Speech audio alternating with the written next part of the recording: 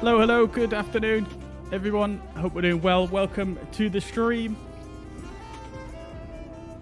Hope we're all doing very well today. Afternoon, oh my god, I can hear myself. Doing well. Welcome to the stream. Hope we're all doing Hello, very hello, well good today. afternoon, oh my everyone. god, I can hear Hope we're doing myself. well. Welcome to the stream. Guys, I'm having some audio issues here, as you can hear. I'm really not sure what's changed, but it seems to be everything is repeating I'm having itself. some audio issues here, as you can hear. I'm really not sure what's changed, but it seems to be everything is repeating I'm having itself. some audio issues here. But it seems to be everything is repeating I'm having itself. some audio issues here. Wow. But it seems to be everything is repeating I'm having itself. some audio issues here. Bear with me, guys. Wow. I'm so sorry about this. I have no idea what's going on. I'm having some audio issues here. Bear with me, guys. Wow. I'm so sorry about this. I have no idea what's going on. I'm having some audio issues here. Bear with me, guys. Wow. I'm so sorry about this. I've literally changed nothing since we last streamed, and here we are. This Bear with is me, guys. wow. I'm so sorry about this. I've literally changed nothing since we last streamed, and here we are. This is wow. I'm so sorry about this. I've literally changed nothing since we last streamed, and here we are. This is wow. I'm so sorry about this. I've literally changed nothing since we last streamed, and good evening, guys. Welcome, welcome. I'm so sorry. You just have to bear with me a few minutes because there's something weird going on with my audio. Good evening, guys. Welcome, welcome. I'm so sorry. You just have to bear with me a few minutes because there's something weird going on with my audio. Good evening, guys. Welcome, welcome. I'm so sorry. You just have to bear with me a few minutes because there's something weird going on with my audio. Good evening, guys. Welcome, welcome. I'm so sorry. You just have to bear with me a few minutes because there's something weird going on with my audio. Good evening, guys. Welcome, welcome. I'm so sorry. You just have to bear with me a few minutes because there's something weird going on with my audio. Good evening, guys. Welcome, welcome. I'm so sorry. You just have to bear with me a few minutes because it's so strange, guys. I don't want to say anything because then it's just going to start the echoing all over again. Welcome, welcome. I'm so sorry. You just have to bear with me a few minutes because it's so strange, guys. I don't want to say anything because then it's just going to start the echoing all over again. Welcome, welcome. I'm so sorry. You just have to bear with me a few minutes because it's so strange, guys. I don't want to say anything because then it's just going to start the echoing all over again. It's so strange, guys. I don't want to say anything because then it's just going to start the echoing all over again. Yeah, I mean the audio is fine, obviously, but it's just repeating everything over and over and over. Yeah, I mean the audio is fine, obviously, but it's just repeating everything over and over and over. Yeah, I mean the audio is fine, obviously, but it's just repeating everything over and over and over. Yeah, I mean the audio is fine, obviously, but it's just repeating everything over and over and over. Yeah, I mean the audio is fine, obviously, but it's just repeating everything over and over and over. Yeah, I mean the audio is fine, obviously, but it's just repeating everything over and over and over. Yeah, I mean the audio is fine, obviously, but it's just I'm really not sure, guys. It's yeah, I mean the audio is fine, obviously, but it's just I'm really not sure, guys. It's I just do not understand at all why this is happening. I'm really not sure, guys. It's I just do not understand at all why this is happening. I'm really not sure, guys. It's I just do not understand at all why this is happening. I'm really not sure, guys. It's I just do not understand at all why this is happening. I'm really not sure, guys. It's right. I just do not. I'm gonna try something. At all why this is happening. I'm really not sure, guys. Right. I just don't. Just do not. I'm gonna try something. At all why this is happening. I'm really not sure, guys. It's. Right. I just don't. Just do not. I'm gonna try something. At all why this is happening. I'm really not sure, guys. It's. Right. I just don't. Just do not. I'm gonna try something. At all why this is happening. I'm really not sure, guys. It's. Right. I just don't. I'm gonna try something. Right. I'm gonna try something. Right.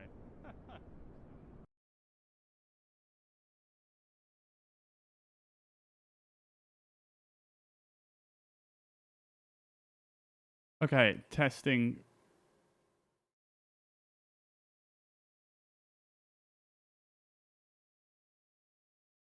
Okay. I may have found a temporary fix.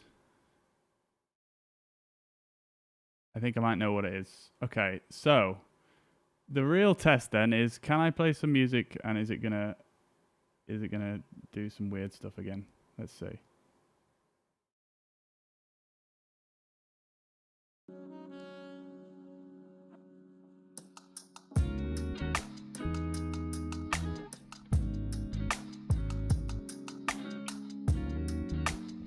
I think we're good, guys. I think we've cracked it. Beautiful. Jeez Louise. All right, we got there in the end. Thank you very much for your patience if you've waited through all of that. Yeah, I think we've got there. Like I say, I'm not sure exactly what the issue is there, but that's something I'm going to troubleshoot off stream now. But we got there in the end. I think we are all good now. So, yeah, once again, thank you very much for your patience there. Much appreciated. Trix, welcome to the chat. Hope you're doing well. Also, Winter Splash, welcome back to the chat. Hope you're doing good, buddy. Welcome, welcome, welcome. Chris, good evening. I have got my throttles sorted out indeed. Yes, I'm going to do a little bit of a debrief on the last stream as we get underway here. So I'm going to explain to you what I did wrong and what the issue was there. So, yeah, got the throttle sorted, ready to rock this time. Laurids, welcome to the chat. Good to see you. Hope you're doing well. Welcome, welcome, welcome. Paul as well. Good evening. Good evening, sir. Hope you're doing well. Paul, welcome as well. Good to see you again, mate. Good to see you. Manacle, welcome to the chat. Good to see you. A lot of bobbies about tonight. Yeah, it certainly was. Yeah, I think I've got rid of a few of them, though, so I think we're good now. Like some weird, strange dream. Yeah, it certainly was. Yeah, I mean, I know how to make it reoccur at any time in case we ever want a bit of weirdness going on.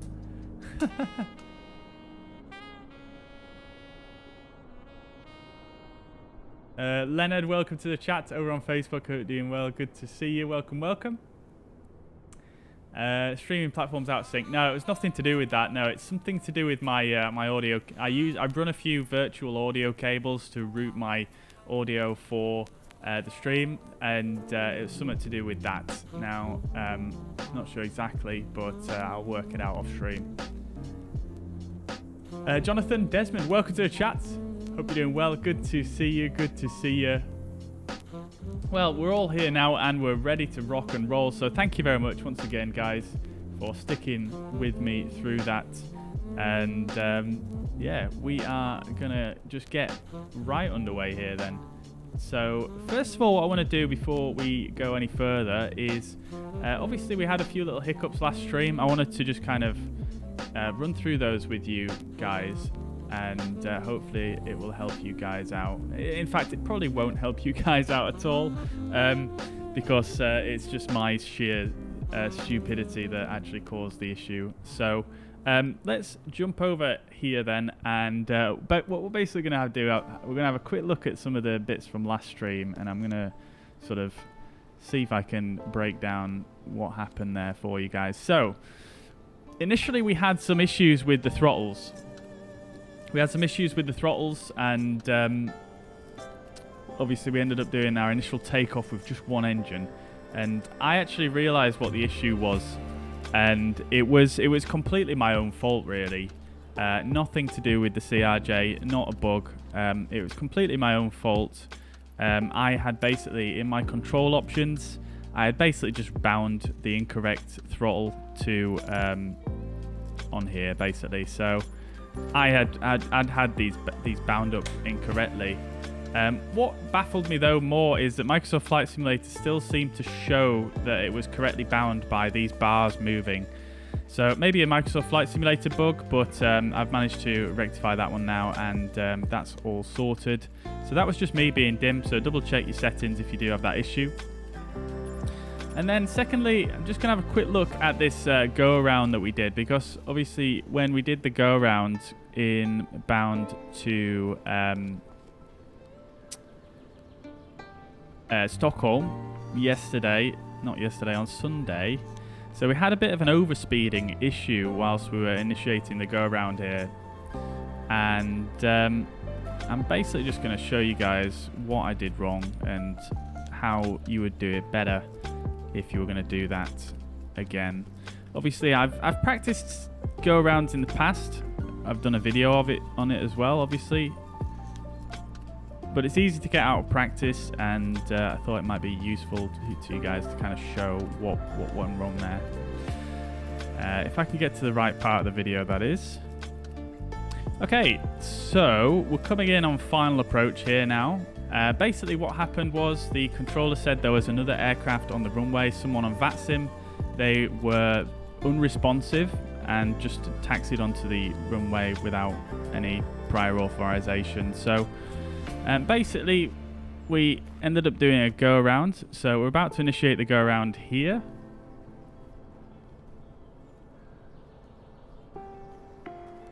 Okay, there we go. So there's the go around initiated.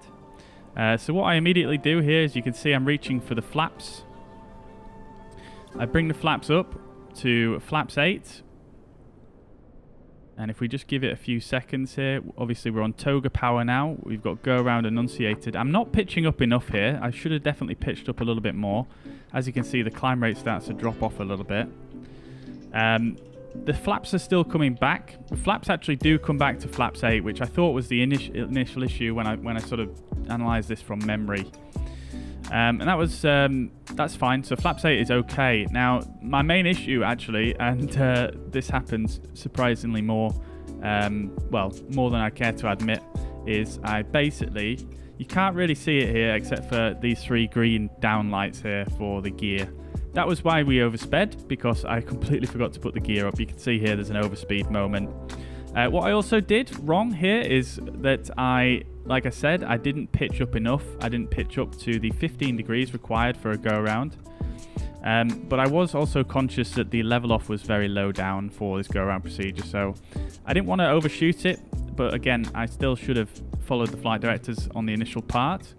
And then I also brought climb thrust back. You can see I'm actually coming back to climb thrust at about 500 feet here, which is a bit early really, and that's why my climb rate suddenly drops off, and I end up sort of just sort of leveling off at about 1,000 feet for far too long really.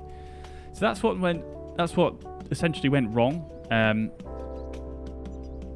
Other than that, it was okay, but there we go. I hope you guys find that useful anyway. I thought I'd just fill you in on that just in case anyone was interested.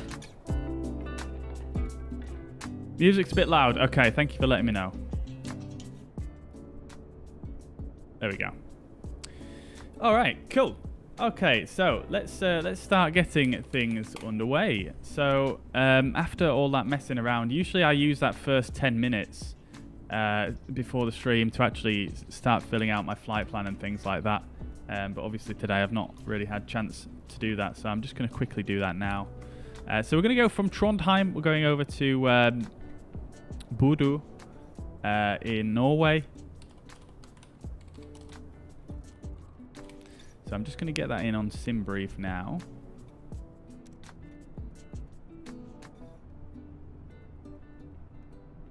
And we'll get that filed on VATSIM.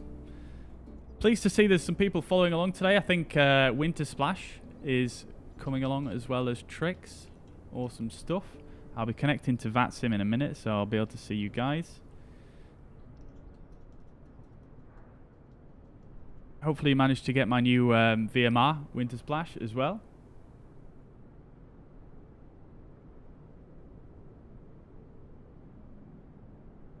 Right, okay, cool. So we've got our flight plan in on VATSIM. Let's get connected. My call sign is going to be... Where's VPilot here? There. It's going to be BCY, which is CityJet. Obviously, they're operating this flight for SAS. And I'm going to be 4566. Let's connect. For some reason, it always logs me in on VATSIM mode Charlie already, but there we go.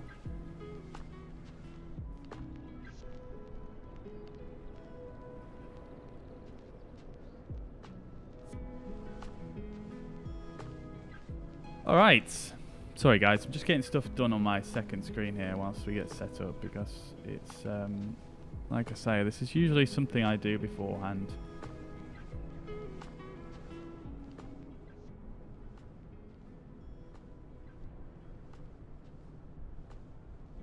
Alright, guys, so, flying today from Trondheim over to... I've completely forgotten the name of the place already. Whoa. There we go. Yeah, we're flying over to Bodø in Norway. So we're flying north, basically, north-east roughly, along the coast more or less, and down into Bodø, as you can see here. And yeah, it should be a pretty nice route. And we're flying up into the Arctic Circle, so nice and cold as well. But yeah, it should be nice. We'll go through a departure briefing once we've got set up here. But for now, let's jump into the aircraft and start getting things set up. So let's see. Loving the retrospective, Bobby. Thanks for taking the time to explain. Absolutely no problem, Paul. It's something that I tend to do with nearly all of my flights. If something goes wrong and I've got some information that I can use to look back on, you know, I'll try and do that with every flight and just see what went wrong. And I just find it really useful because you don't tend to make the same mistakes again if you do that.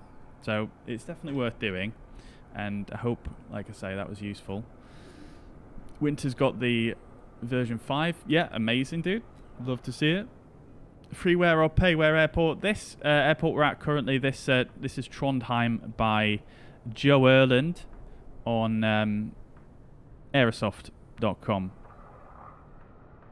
So this is the payware, but the airport we're flying into in Bodø is a freeware airport. So here we go. I assume this is Winter Splash in his beautiful SAS A320 Neo. Looking very nice indeed. And there was someone else who said they were here as well in a 777, but I do not see them. Maybe they bailed. I don't blame them for this extremely long sort of intro. But as you can see, weather is just about good enough here in Trondheim, and they only get about 4 hours of daylight at the moment here in Trondheim and in the north of Norway. So I've actually wound the weather forward, so it's more or less sunrise time, and we're going to be flying in the daylight. Because last stream we actually flew all in sort of the, well, most of it was nighttime, so I thought we'll do it with a bit of light today. Why not? Let's get Volanta up as well. For some reason it never remembers what screen I closed it on, but let's get that put over there and start getting things set up here. So fortunately we've had our first officer come in today and do a little bit of setting up here in the aircraft. So we have got a few things already done for us. And what we're going to do is we'll first of all go to the performance page and we'll get our weight and balance in. So 29505 is our zero fuel weight for this flight. We're going to stick that in there. And fuel, we need to actually defuel a little bit. So I'll go set payload in simulator. And then we are going to go ahead and jump back round to the refueling panel. We're going to decrease the amount here. We're going to go for 3477, which is about there. So we're going to defuel a little bit. And we'll let that do its thing. And whilst that is happening, we shall just get the stab trim and the Mac trim on. We'll get the yaw damper engaged as well. Transponder is on. That's, I guess, why it was mode Charlie on VATSIM. But there we go. Perfect. Okay, cool. So let's go ahead and start filling out the CDU here on the CRJ-900. So we're going to go from Enver, which is Trondheim, Vienna's, and we're going to go to Bodø, which is ENBO. Alternate today is going to be ENEV. No idea where that is, but we won't need it, so that's fine. We're going to go originating runway 09, and the flight number is BCY 24566, and that's in. Departure is going to be on runway 09, and we're expecting the NZXT 1 X-ray departure. We'll stick that in as well. We'll jump back to our flight plan and start plugging this in. So it's a pretty short flight plan with just a direct to the Bravo November VOR, and then another direct to the Sierra Tango Mike VOR. And then we are basically on our arrival from there, which we're expecting the runway 7. And we're going to do the STM-8 Charlie arrival. And that's what we're expecting. So let me just have a quick look on VATSIM, because I think there might be a controller on in this area. Oh, there is. Beautiful. Okay. Let's see where he covers. From Norway, he covers Norway and then south. Okay, great stuff. Let's have a word with him then. So that's 121550.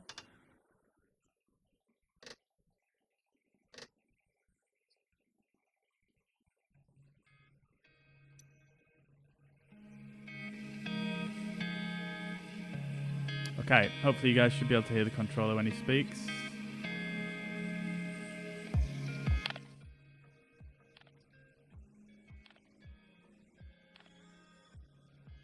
Actually, no, you can't hear the controller.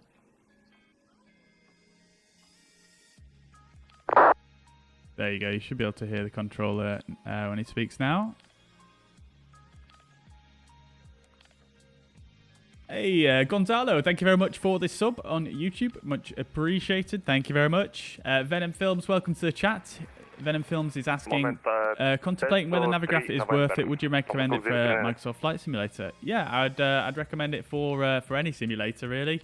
Yeah, I mean, I use it every time I fly, but I fly a lot of airline routes. So, I mean, it depends what you do. If you fly a lot more IFR, then yeah, I think it's definitely worth it. And we can go into that in a little bit more detail once we get underway, if you want.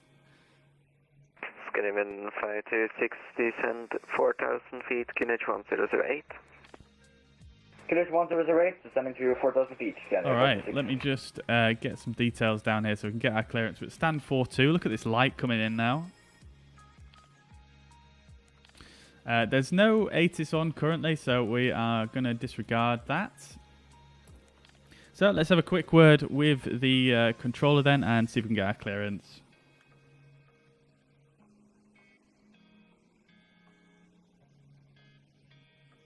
Polaris Control, good evening. City Island 4566, stand 42 at Trondheim. Type CRJ-9 request IFR clearance to Bodø. City Island 4566 Polaris, hello, cleared to Bodø. NZXT Alpha departure runway 09er, initial climb 6,000 feet, squawk 1462.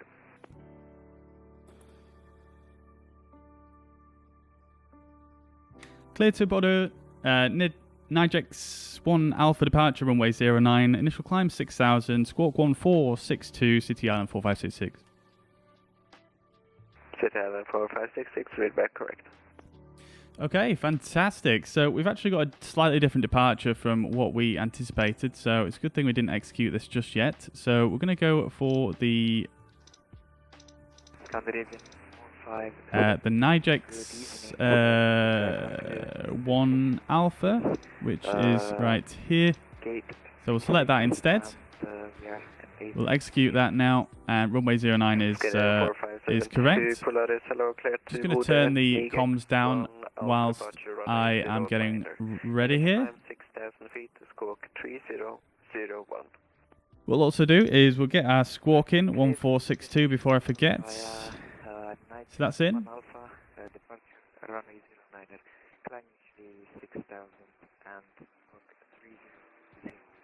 Okay, great. So let's check the legs page. We do have some discontinuities, so I'll come back to that once we've done our perfect knit. So we should be done with our defueling now, which we are. Let's get this turned off and off.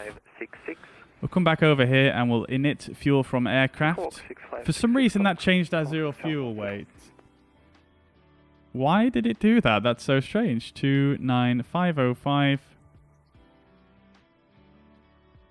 Enter set payload. Copy to FMS. And the takeoff trim is 6.9. I'm going to set that now just before I forget as well. And that's that. Okay. Cruising flight level is 350, and the alternate cruise is going to be 150. Gross weight is looking good. Cruise wind, we could put in a positive 27, so a little bit of a tailwind today, so that's nice. And we'll leave that as it is. We'll go to VNAV setup. Transition altitude is 7,000. Just going to check that against the charts. That is correct. Okay, so we're all good there. Let's now tackle the legs page. So, NZXT 1 Alpha is the chart we need. So we'll have a quick look through these, make sure any restrictions are in correctly. So we're departing runway 09, and we're doing the NZXT 1 Alpha. So this is all correct. It's basically just a speed restriction on this initial departure. So hang on, I just need to turn down this.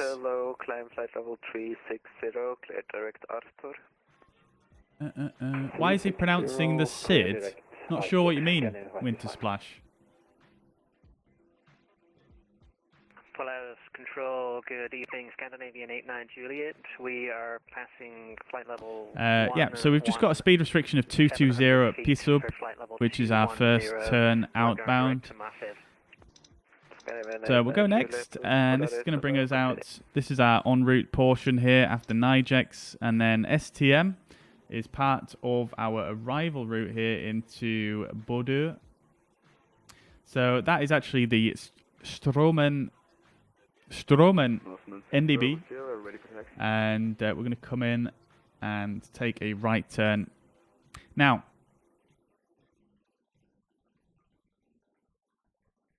Norseman 6 Bravo Sierra, taxi to Holy Point runway 17 via taxiway Whiskey Echo and Yankee. Now, we do have a restriction on this waypoint here. However, I do know that. Let's see. We've got to be above flight level 80 at this waypoint, which is absolutely fine. So we'll stick that one there. And then at Exis, we've got another restriction. We need to be above 7,000 feet, which is fine. Bravo Oscar 528 above 5,000. That's fine. And then Okned is going to be 220 knots and above 4,500. So that's all in there and correct. So that's good. We'll execute that, and then we'll just have a quick look at the final approach chart. Now, I'm not 100% decided whether we're going to do this or try a VOR approach just yet, but I will just put this in for reference for now. So our initial fix is Ripto at 200 knots maximum speed. So we're going to put that in there as well. So 200 / and we'll put that in like that. So we've got 200 and then below 2,000 feet, which is correct.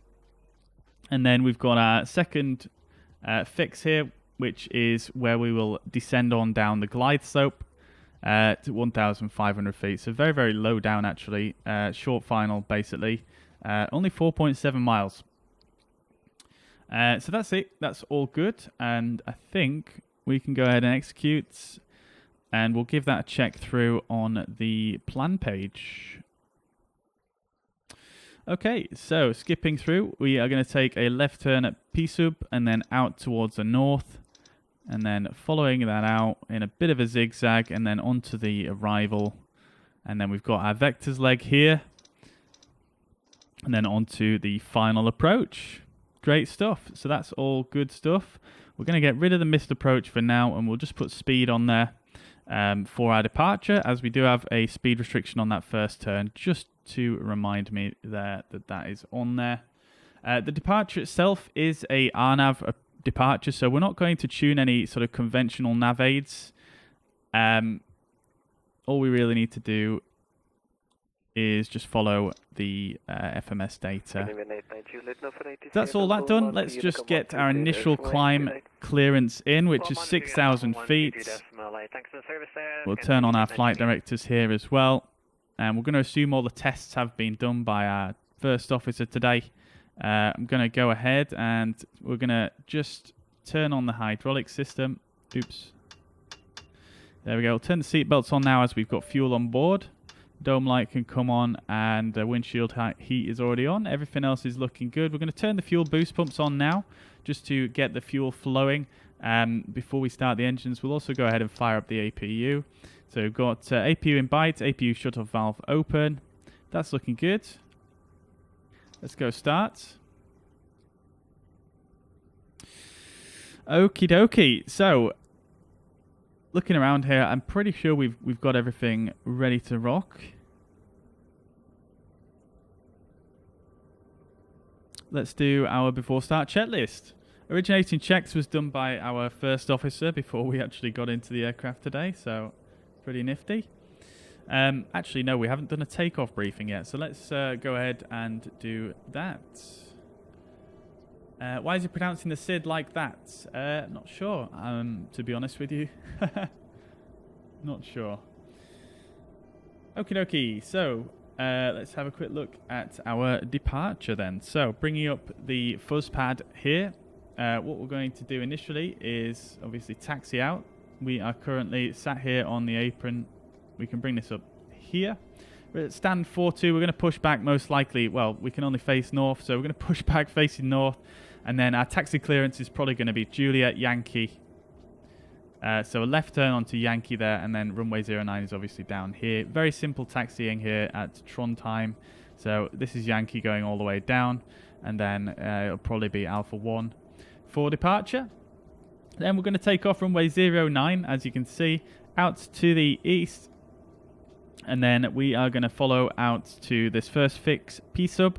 220 knots is the maximum speed here, and then a left turn out towards Nigex. Very, very simple departure, and it should be nice to fly. 6 Bravo Sierra, ready for departure. 6 Bravo Sierra. Okay, so that's our departure briefing done. Clear for takeoff.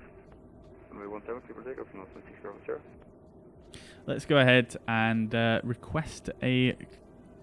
Well, we'll do our before start checklist first. So, passenger signs are on. Landing elevation is set. Our first officer already did that. 80 feet is set. Actually, that should be 60 feet. There we go. 60 feet is set. Our APU is now on as well. So, we'll just go ahead and make sure that's all happening. So, APU is supplying the power to both buses and providing the compressed air to the packs as well. Packs aren't on though, so let's go ahead and resolve that issue. There we go. Great stuff. Okay. Fantastic. So, passenger signs are on, landing elevation is set, altimeters are set, 1006 both sides. FMS is checked and set, IRS is aligned, and nav radios and nav aids are set. Takeoff briefing is complete. That is the before start checklist complete. So let's go ahead and get the tug connected, and then we're going to ask for our clearance. Cockpit to ground. This is ground. Stand by.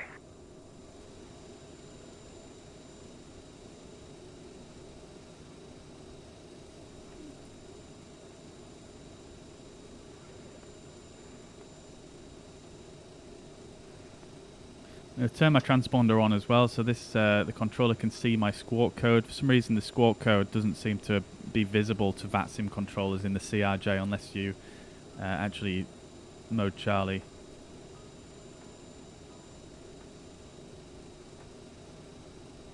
Just going to set my heading here to 086 while I wait. Okay, Got nothing sir, else to the do. bypass pin is installed. All doors and hatches closed, and all ground equipment is removed. That is Parking one-way brakes are heading. set. You may lift. Parking brake set. Lifting the aircraft. What we can also do is go ahead and close the doors. That's probably handy Standing by considering for we're getting pushback. lifted. We'll disconnect the ground power of the car and get the chocks removed.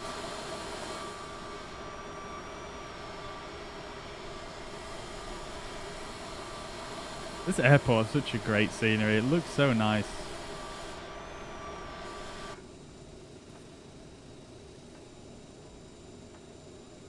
Wakey Way, hola! How are you doing? Welcome to the chat. Welcome, welcome. Trustman 600, identified, climb flight level 350. Climbing 350, North 600.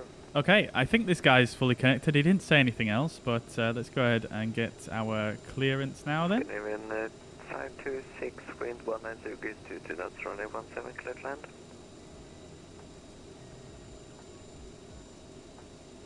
You guys will have to let me know what the volume's like for the ATC as well.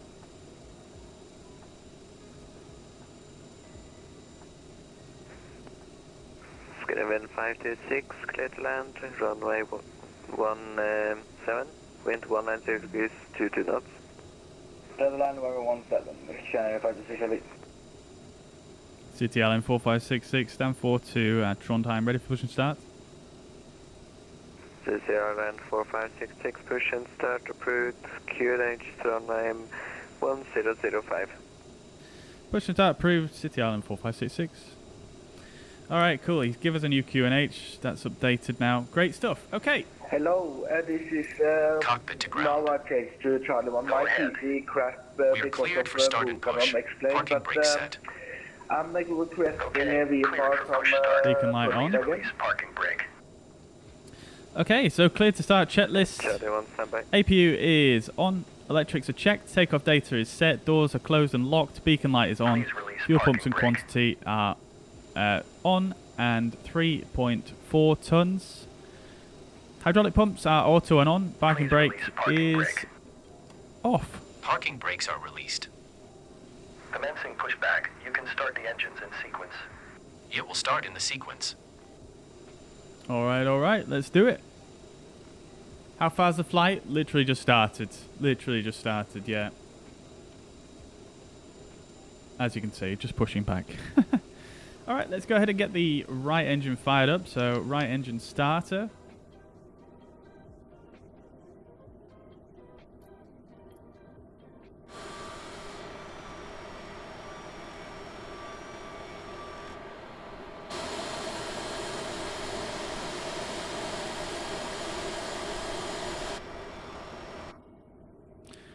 There we go, 20% N2, let's start the fuel flow. Charlie 1, you clear to leave control their space to the north, 3,000 feet or below. Runway news, runway 18, squawk 6563.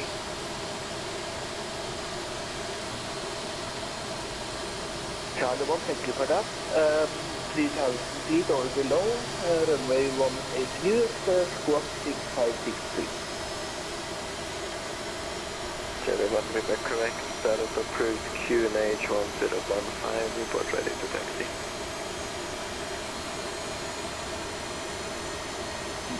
QNH 1015. Okay, let's set the parking brake. We're going to stop the pushback there.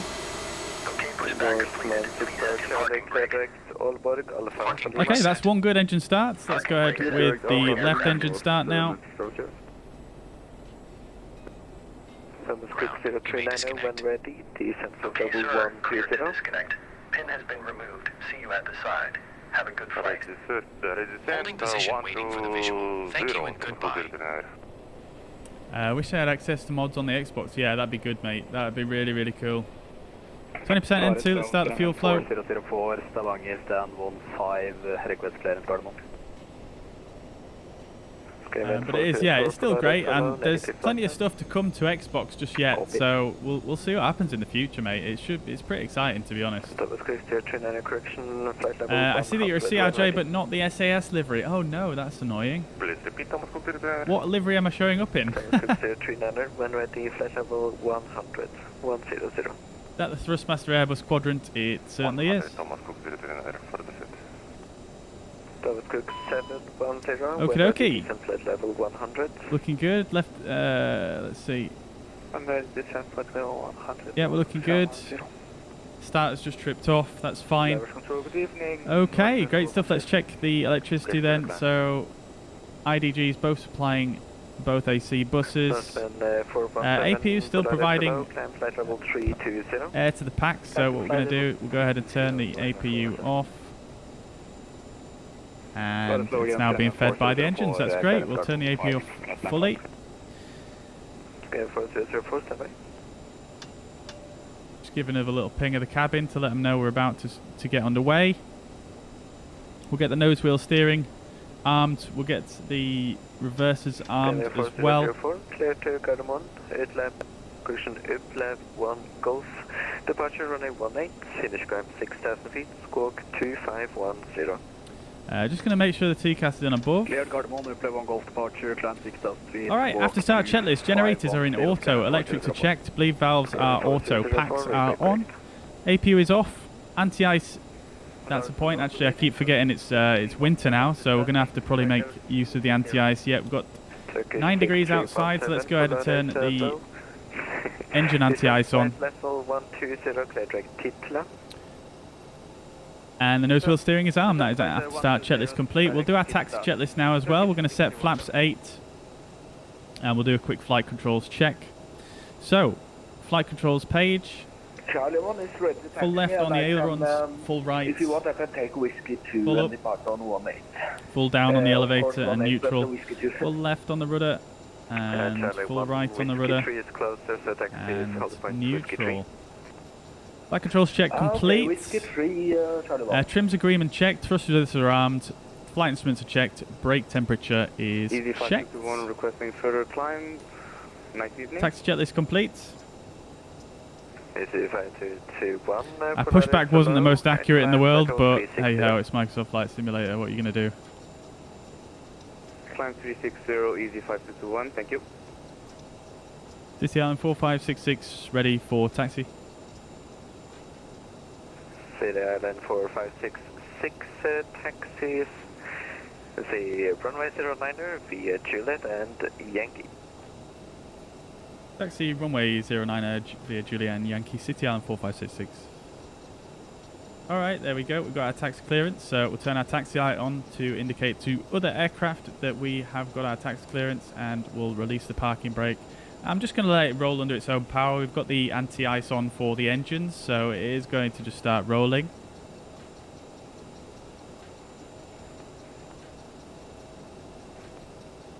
It's a vanilla livery, so all white. Oh, that's strange. That's strange. I'll have to do a bit more testing with that winter splash then on my VMR.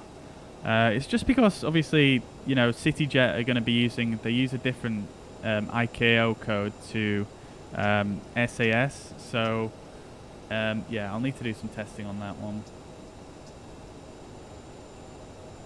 Is Game of the Year and Sim Update 7 still happening this week? Yeah, as far as I know, Chris, yeah, it's definitely still happening. I think it's... Is it tomorrow?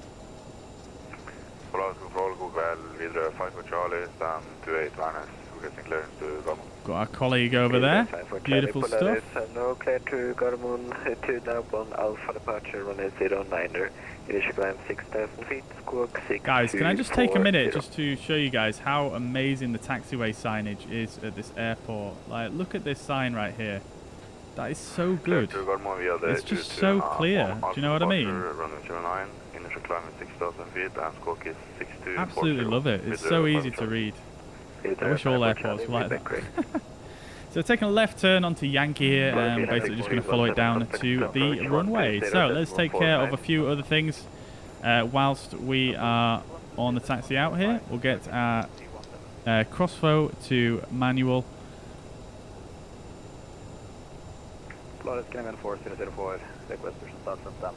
I think that's all we actually need to do, to be quite honest with you. We've got takeoff config OK, flaps are set to 8. Reversers are armed. Charlie 1, wind 190, 15 knots, runway 18, clear for takeoff. So, before takeoff checklist, lights and strobes are set. We'll set those as we come onto the runway. Fuel crossflow is manual. Flight attendants are advised. Transponder is on and TCAS is set. Radar is we can turn it on. We know it doesn't work, but we'll turn it on anyway. And the CAS is checked and okay. That is the before takeoff checklist complete. Absolutely steaming along here. 24 knots on the ground speed. Slow down a little bit.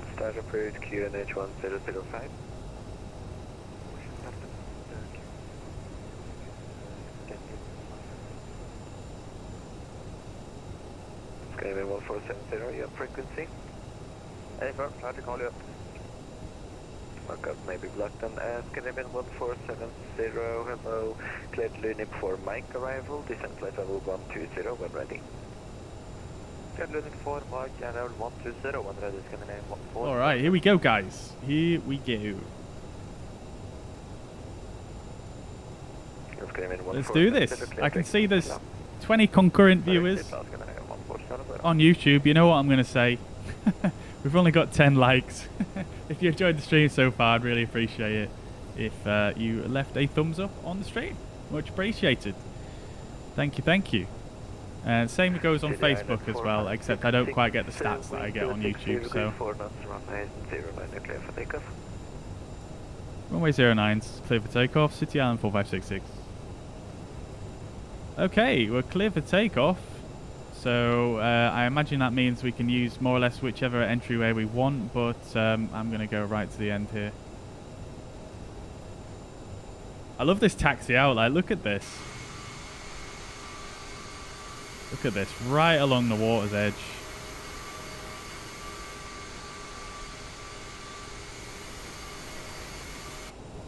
Love this place.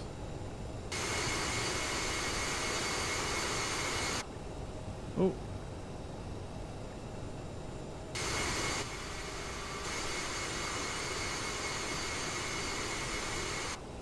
Alright, so we're approaching a active runway. What we're going to do, go ahead and turn our landing lights on because we have got our takeoff clearance. We'll get our strobe lights on as well.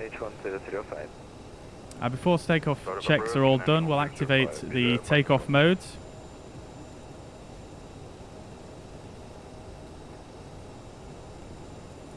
I'll catch up with the chat just once we get underway here, guys. Appreciate everyone that's the 3 people that like the stream on YouTube since I mentioned that. Appreciate that, guys. Thank you so much. Alright, let's do this thing, guys. We're just going to go for a rolling start. We'll get a little bit of forward pressure on the stick and bringing up those throttles up to about 50%. Everything is looking good. Both the engines are working today and we'll go to Toga. 6,000 feet, QNH 1007, and direct, repeat, Thomas, 80 knots. Direct kilowatt, Thomas, V1 and rotate. Oh, that was a nice rotation. Positive rate gear up, bit of nose up trim.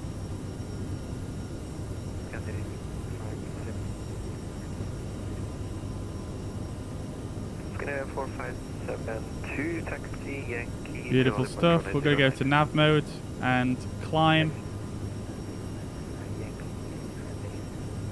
Going to go to climb power.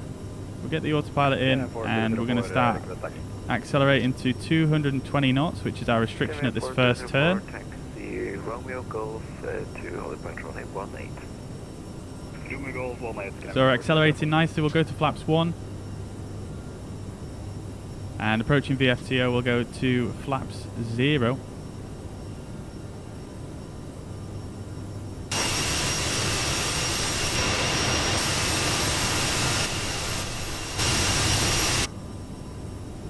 Beautiful views. Absolutely fantastic.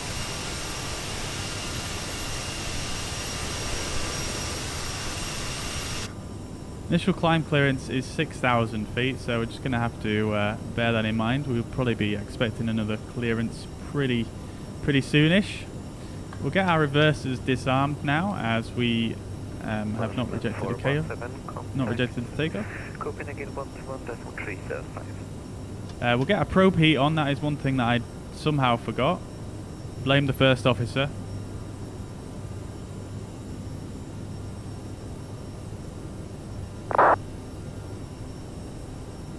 Oh, sorry, contact Copenhagen, 121.37. Okay, so let's see.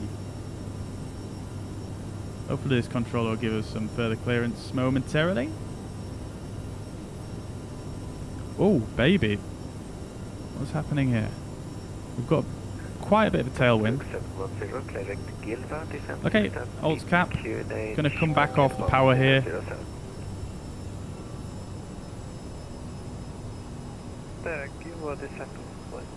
Look at this view out the window, guys. Holy.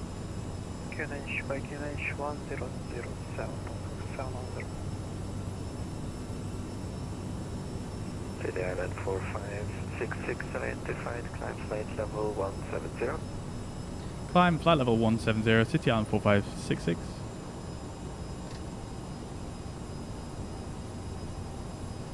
Okay, 170 is our next cleared altitude, so we're going to go back to speed mode. And we're going to bring the speed back to 220 knots and put climb power back in. Or maybe not.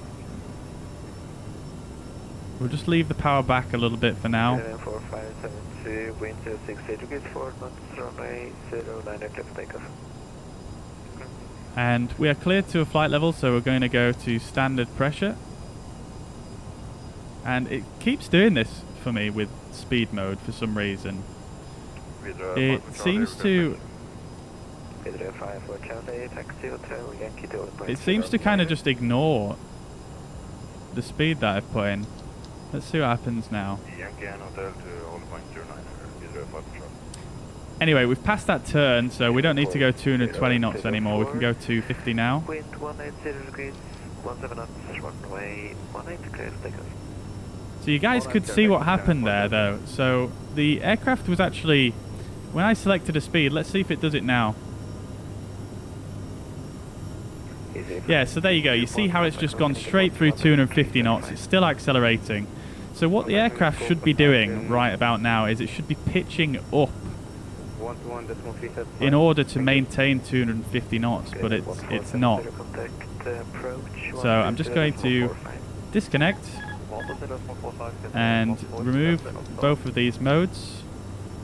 We're going to reconnect. Oops. We are going to go speed and nav and AP engage again. And we're going to bring the speed back.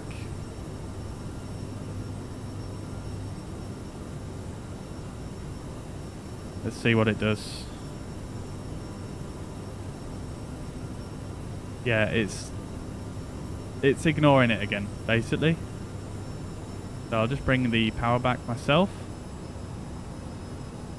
We're getting to 10,000 feet now, so let's go ahead and turn the lights off. Logo lights as well. Turn the seatbelt signs off as well. And we're going to put set speed to 290 knots now as we're approaching 10,000 feet. And I'm going to go back to climb power and see what happens. It might not work again, but we'll see what happens.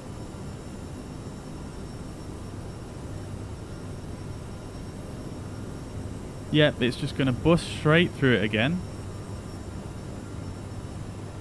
Yeah, it's a bit strange. Let's just run a straight track here, basically. So let's see if we can resolve this. So we're going to disconnect the autopilot. We're going to remove speed and nav mode. We're also going to cycle the flight directors off as well. So we're going to do everything again. So from the outside in, flight directors, AP engage, speed, nav, and let's see if it manages to deal with that okay now.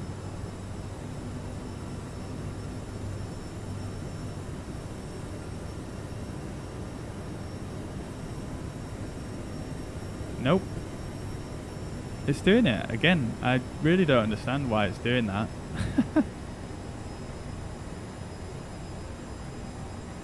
No idea, guys. Anyway, we'll just have to do the throttle manually on the departure here, and yeah, I guess we'll just have to cope with it. Even though we're going to probably get an absolutely terrible climb rate, which is quite annoying. Tell you what we could just do is we could just go to vertical speed. We'll go to vertical speed. We're going to put climb power in. And then I'm just going to set a vertical speed that will hold 290 knots.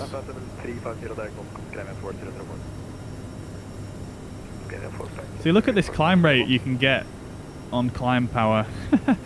But before we were getting about 1,000 feet per minute just because it didn't want to pitch up. Canon 4572 and indicating 310, confirm. Yep, Canon 4572, thank you, climb flight sample 170. Just fiddling with the vertical speed here. Good night.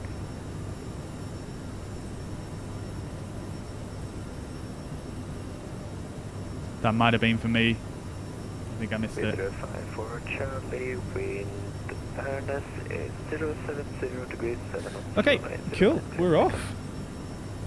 Turbo takeoff runway 09er. Look at this. Whew. Lots of cloud over Norway today.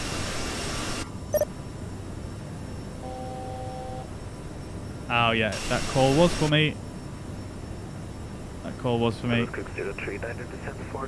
Let's go up to our cruising flight level then. We'll try speed mode again.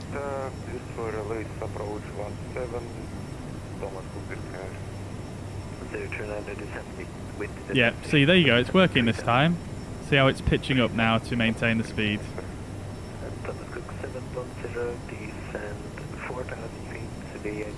Weird.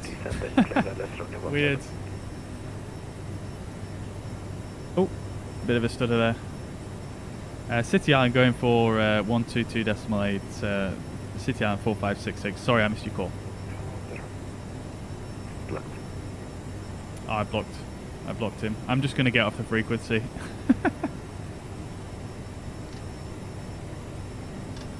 I'm just going to get off the frequency. There we go. Okay, cool. So climb checklist is fuel crossflow is auto, bleeds and APUS set, thrusters are off, CAS is checked, climb checklist complete.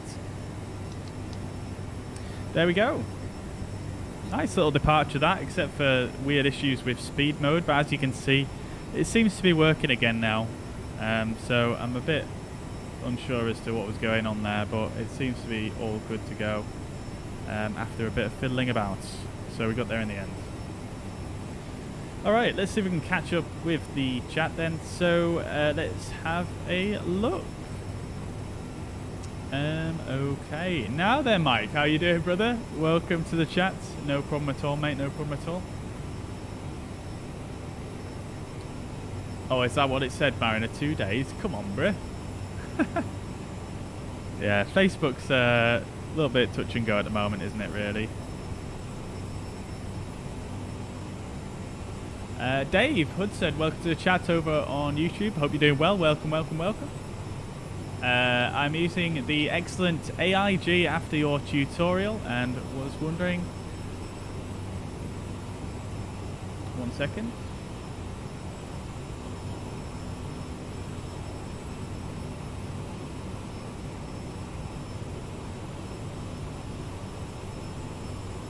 just gotta try something real quick.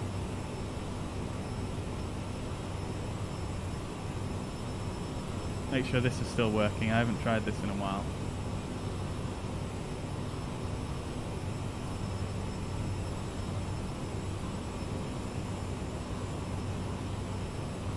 There we go. Beautiful. It does work. So Dave says, I'm using the excellent AIG after your tutorial and was wondering, is there a way to add my own airlines like Logan Air who are not in the list but get replaced with American Eagle at EGNT? So not that I'm aware of, unfortunately. If you're using online traffic or real-time traffic, not that I'm aware of. However, if you are using it on VATSIM, there is a way to do it. It's not like super simple, but it would basically just be a case of adding the livery to your sim, adding it to the VMR as a standalone line, and that's how I would do it essentially. But if you're looking to add it to your offline and online traffic, whoa my god, what is going on with the wind here?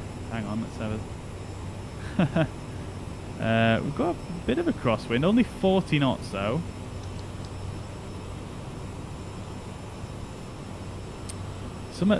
Something's gone wrong here. We're not climbing anymore. I guess it's just waiting to get back to 290 knots. Let's see what happens. Let's see what happens.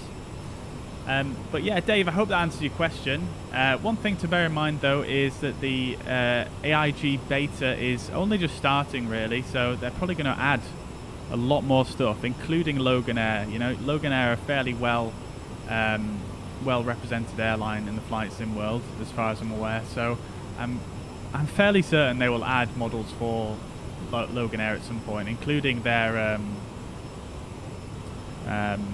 what do they fly now? They fly those like, it's a bit like a Twin Otter, but it's not. I know they fly Twin Otters as well, but yeah, I'm sure they'll add Logan Air in, to be honest. So it might be just better to wait. Let's see. Venom Films says, I love the CRJ, but the sounds aren't that exciting in my opinion. Yeah, it's a fair observation. The sounds aren't that exciting, but then again, have you ever listened to a real CRJ? They sound quite basically the same as this, so it's like you either want realism or you want fake sounds that sound more exciting. So but I do agree, it is quite it is a little bit sort of on the conservative side, let's say. I think they could probably add in some more like ground roll sounds and some other little sounds here and there. But you have to remember, obviously, they're basing these on the real aircraft, so you know, it's yeah, you've got to strike a balance, I suppose, between having it sound like the real thing and having it a bit more exciting, I suppose. Grenor, welcome back to the chat. Hope you're doing well. Good to see you. Grenor tuned in last stream, so thank you very much for joining us again. Welcome, welcome, welcome. Chris says Airsoft have done a great job with it, really. It's my favourite aircraft in the sim currently. Yeah, I think they've done a great job with it, personally, considering all the limitations in Microsoft Flight Simulator at the moment. And yeah, I think they've done a good job with it. I think there's definitely some things that could be improved, but I'm not going to go into that now, really.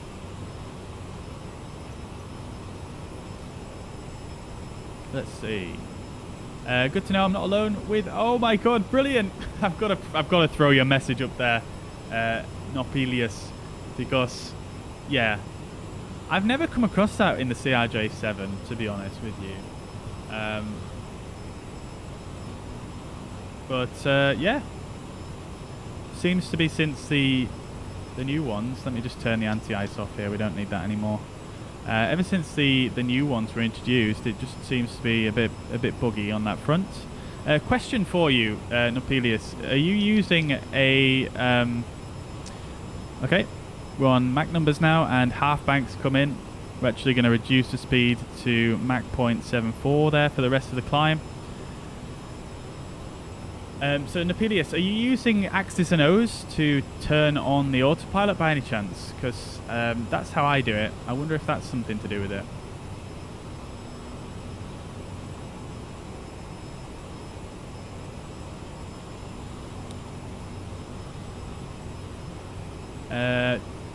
Mike says 2 engines on takeoff. Yeah, thank God today we actually have both engines operable. So yeah, very nice to see.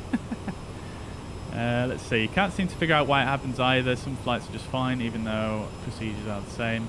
Yeah, some flights were perfectly fine for me as well with speed mode. It's just this one really that it's been most prominently not doing too well. So we've got 2,000 feet to go. Let's go to vertical speed.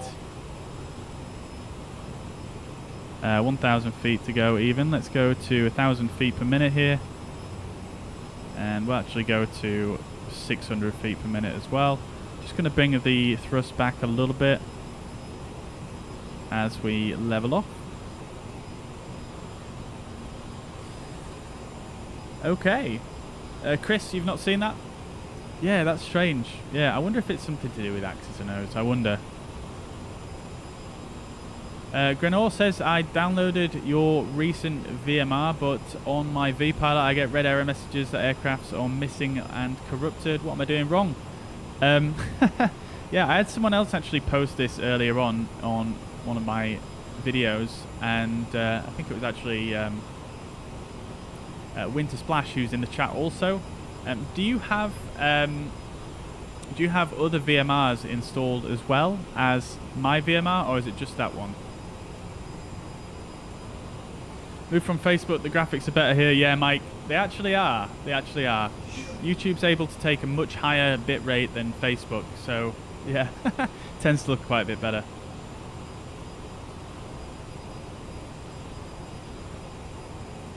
Oh, we're getting jostled about by the wind here. Holy. Venom says, whenever I try to install the AIG aircraft, it just goes to the AM Manager update screen and then doesn't open after it's been updated. Yeah, sounds about right, Venom. Yeah, you have to launch it manually once it's been updated. Or do you mean it just doesn't open at all?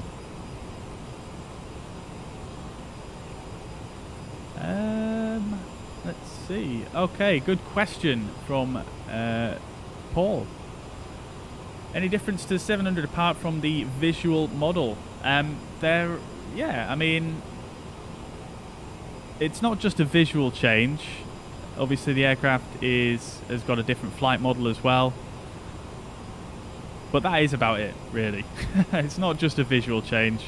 There is some flight model stuff different, but the systems and the flight deck, they're all exactly the same. But, excuse me, that's only because that is the same as in real life, right? So why would they change it if there's no need to? The only difference in real life between the CRJ-900 series, we're going to cruise at Mach 0.76. Yeah, so the only difference between the CRJ-900 series and the 900-1000 series in real life is, I believe, and I may be wrong, but I believe the 1000 has fly-by-wire for its rudder controls, and I think that is pretty much everything, to be honest with you.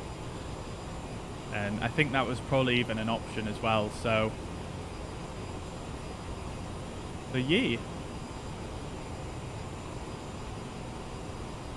Nopelius, I've been using open source X Touch Mini software, so it's done via LVAS. Okay, Nopelius, that might be the issue then. That might be the issue.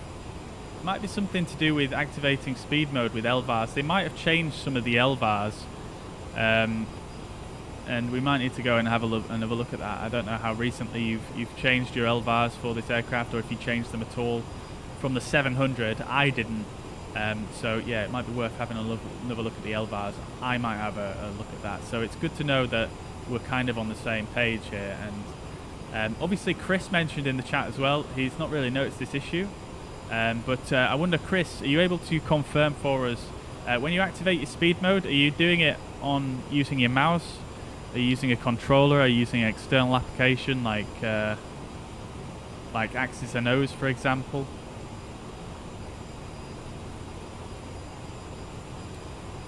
Trick says the ARG mod is so good. I tried it and it's amazing. It is absolutely amazing, isn't it, Trix? I love it. Yeah, it's so good. Akis, thank you very much for the sub on YouTube. Much appreciated. Thank you very much. Very, very kind of you.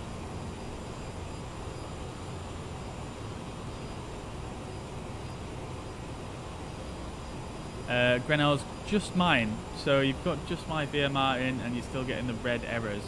So Grenor, have you installed all of the airlines that are available in the AI manager, or have you just installed some of them? Venom Film says, yeah, it doesn't open. Okay, that's a strange one. Not entirely sure on exactly what you can do to troubleshoot that, unfortunately. All I would suggest is maybe one, restart your computer, and then secondly, I would go to the Alpha India group forums or AVSIM, as I've unfortunately had to mention to a lot of people. You know, there's a lot of troubleshooting going on over there, so it might just be worth going over there and having a look. Whoa, look how much we're getting blown about here. That's crazy. So yeah, it might be worth going over there and having a look, because yeah, I've not really experienced any issues like that, unfortunately. Well, I say unfortunately, that's actually quite fortunate that I haven't, but nevertheless, that's what I would suggest. Oisin says, thanks for the AIG guide. I followed it today. Fantastic. Downloading all the airlines now. Absolute pleasure. Absolute pleasure, yeah. No, thank you very much for watching and for your comment. Yeah, really appreciate it. I'm glad it's helped you. Dave says, I have to restart the computer and rerun AIG to get it unstuck on loading. Awesome, Dave. Yeah, maybe Venom Films can give that a try.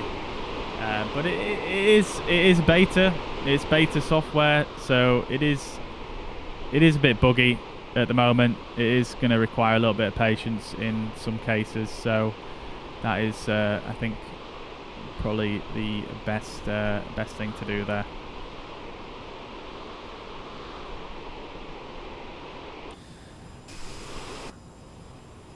Alright, we are actually pretty close to top of descent here. In fact, we are at the top of descent, so I'm going to go ahead and just wind the altitude down to 10,000 feet.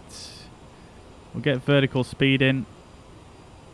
I'm just going to reduce the thrust a little bit. We're going to go to Mach 0.74 for the descent. And let's have a look, see where our first restriction is. First restriction is, well, we've got to be above certain altitudes, don't we, for the arrival. I haven't actually briefed that yet, but I'm going to go ahead and do that in just a moment here. So we are going to need, let's have a look.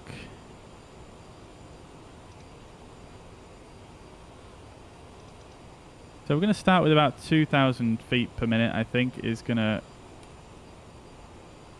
do us fine. Just over even. Some heavy crosswind action going on here, and these screens are just going crazy at the moment. But we'll just get settled in the descent here, guys, and hopefully I can catch up with everything else. Look at this. How are we being jostled about so much here? This is wild.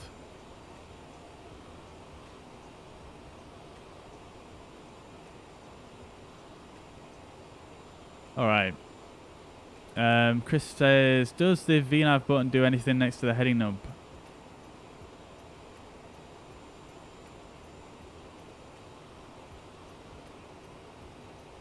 I don't have the VNav button.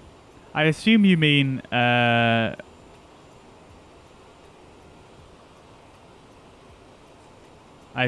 this VNav button. That does work, but in the real aircraft, that's an option.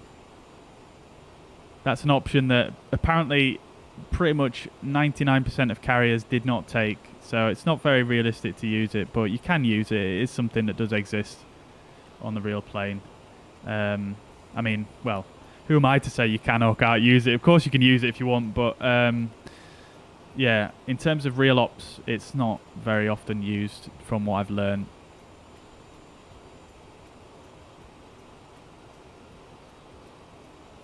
I'm curious, with ATC, are they actual controllers in reality, or is there a training module they can do? Paul, it's a bit of both, I think. Really depends. I think some of them are real controllers. Some of them are just, you know, flight sim fans, ATC fans, and, you know, they're just doing training. And, yeah, VATSIM does provide some training as well. So, in fact, there you go. My brother... Marina Halley's just going for his VATSIM training right now. So there you go. Chris says he uses the mouse. Okay, cool. Yeah, so it might be the LVARs then, Grinor, which we'll need to have a look at, I think. I'll let you know if I find anything else out. But I'll have a look at the LVARs probably maybe tonight or tomorrow, and I'll let you know if I find anything else out in terms of the speed mode bugs. I've done a heap of flights in the CRJ-X, never had that speed mode issue, no extra software used. There we go, there's another confirmation from Oysin. Yeah, so it might be something to do with the LVARs.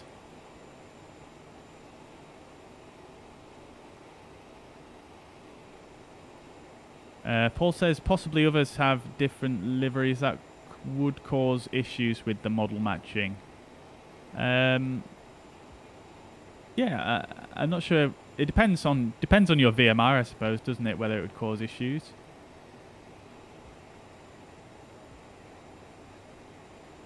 Winter Splash asks, do you have any idea as to why AIG traffic controller starts in like 5 minutes or so? Yeah, I don't know, mate. It's yeah, it just takes a while, doesn't it? And I mean, it's a beta software, so they're still probably working through getting it fully optimized, to be honest. Mine takes quite a while. Dave, welcome to the chat. Hope you're doing well, buddy. Good to see you, man. Good to see you. I hope you're doing okay. Let's see. Thanks for the list. I can't find the download I did some time ago for the CRJ. We'll keep looking. Yeah, I mean, I would recommend maybe just search your emails for CRJ, something like that. But CRJ is available on a few different websites, so if you didn't get it from Aerosoft, then yeah, I suppose it could be any of those.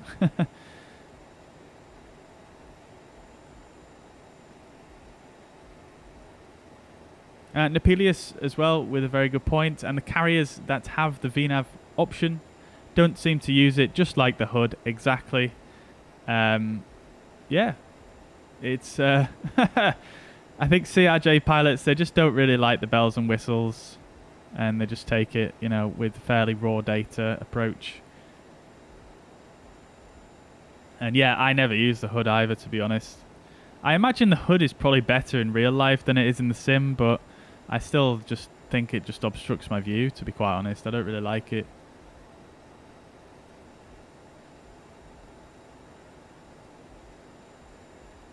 Oh ho ho! Venom Films coming in with... I'm highlighting everybody's message here just because I'm just enjoying it, but... Venom's got a good question. If I had 10 to 15 pounds to spend on Microsoft Flight Simulator... Oh, hang on. We're about to go through the clouds. Let's get the engine anti-ice back on.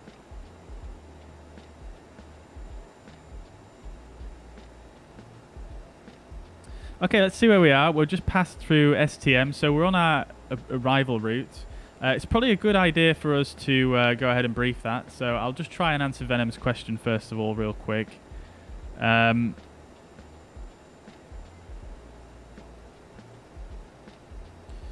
Yeah, so it's a very hard question to answer that, to be quite honest with you. If I had 10 to 15 pounds. Now, okay. So 10 to 15 pounds can't really get you, like, anything too crazy. but I would probably recommend spending that on an airport, to be quite honest. Because, yeah, we're going to get seatbelt signs on here. It's going to get a little bit bumpy coming through here. So, yeah, I mean, there's a lot of really good airports. Whoa, look at this. Holy... Wow. We're on our own little sort of... in our own empty layer of cloud here. But yeah, 10 to 15 pounds. There's a couple of recommendations. Number one, the... what's it called? The plane that Aerosoft just recently released. I've actually forgotten the name of it.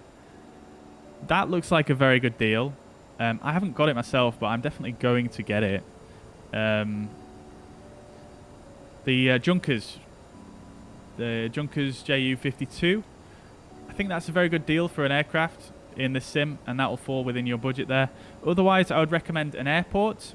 Now, my personal favourite airport in the sim is Fly Tampa Copenhagen. So I would definitely recommend that one. Another one of my favourites is Gaia Simulations Vienna.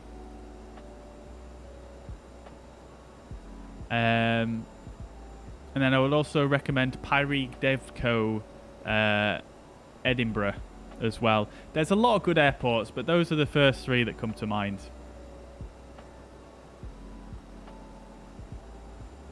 It's a bit bumpy back here. Yeah, got the seatbelt signs on for you now, Mike.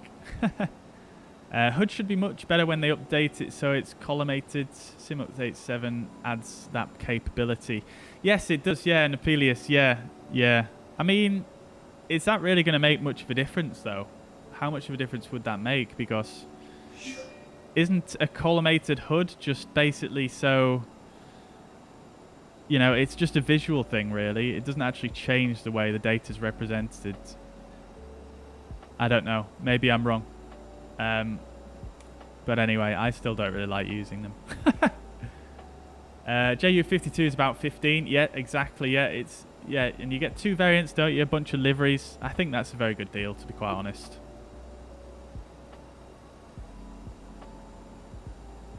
Chris says, I've never seen the VNAV button pop up before until I view the CRJ-1000. Interesting.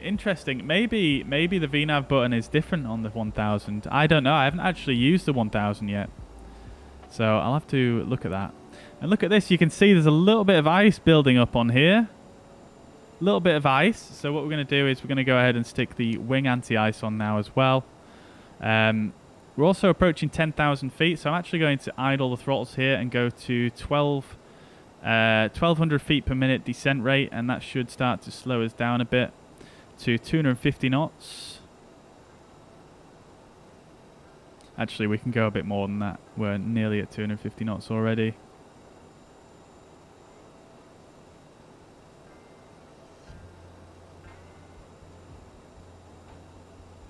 There we go, that should do it. Let's see. Adam, good evening. Welcome. Hope you're doing well, mate. Good to see you. Welcome.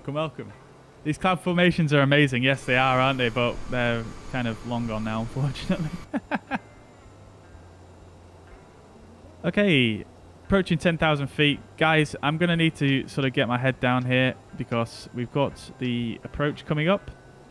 We'll get the landing lights and the logo lights back on. Seatbelts are on. Anti-ice is all on. And everything is looking good there. Let's just very quickly, I'm going to do an approach briefing. Let me just bring the legs page up here as well.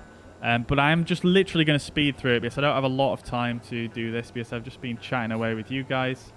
So let's go ahead and bring up the arrival here. So we are currently inbound to EK Exis rather. So we're currently on this leg right here and we're heading into Exis. We need to be above 7,000 feet, which we will be. That's fine. We're basically just following this down to Okned, where we need to be at 220 knots and above 4,500 feet.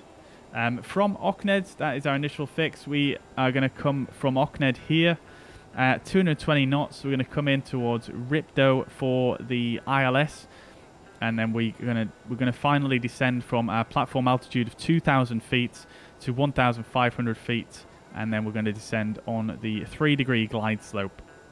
The minimums are going to be 315 feet or 296 above ground level. Airport elevation is going to be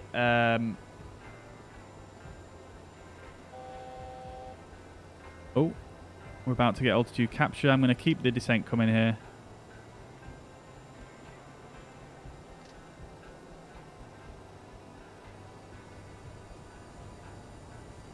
Okay, airport elevation, 43 feet, so I don't need to change the landing elevation. That's fine.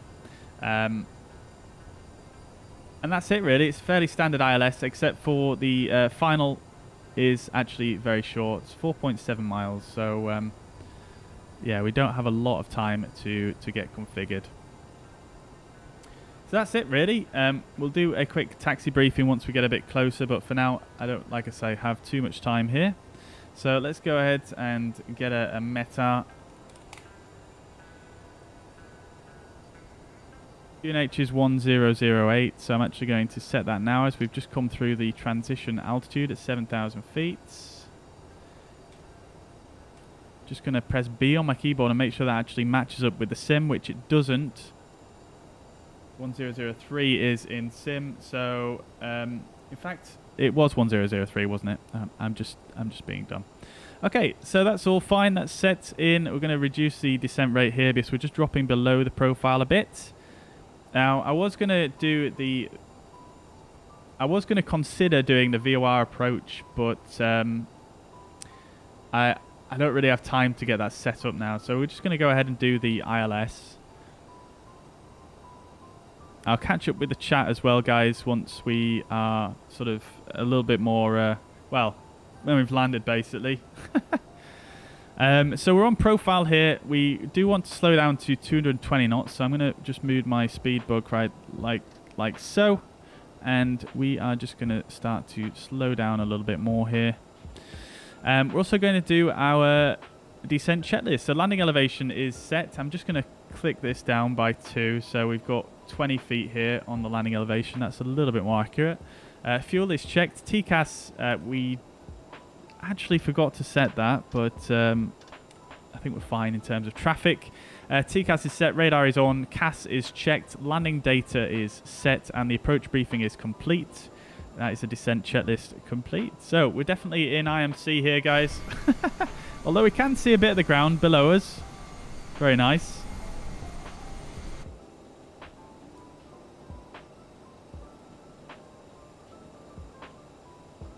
Very nice indeed. Okay, guys, I will catch up with the chat once we get on the ground. It's just a bit hectic here at the moment. Just want to try and focus up.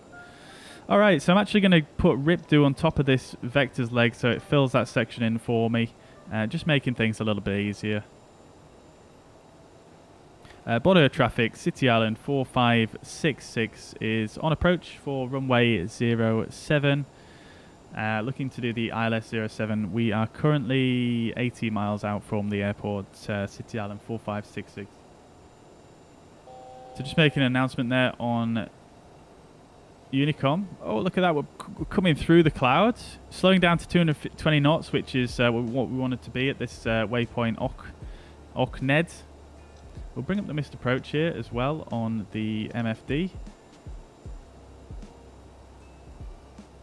And we've got 1.3 thousand feet per minute in at the moment, which is fine.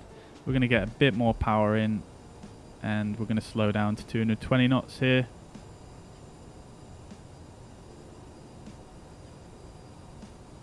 Okay, cool. I'm actually going to go ahead and put us onto heading mode here, and we're going to switch the nav source to lock 1.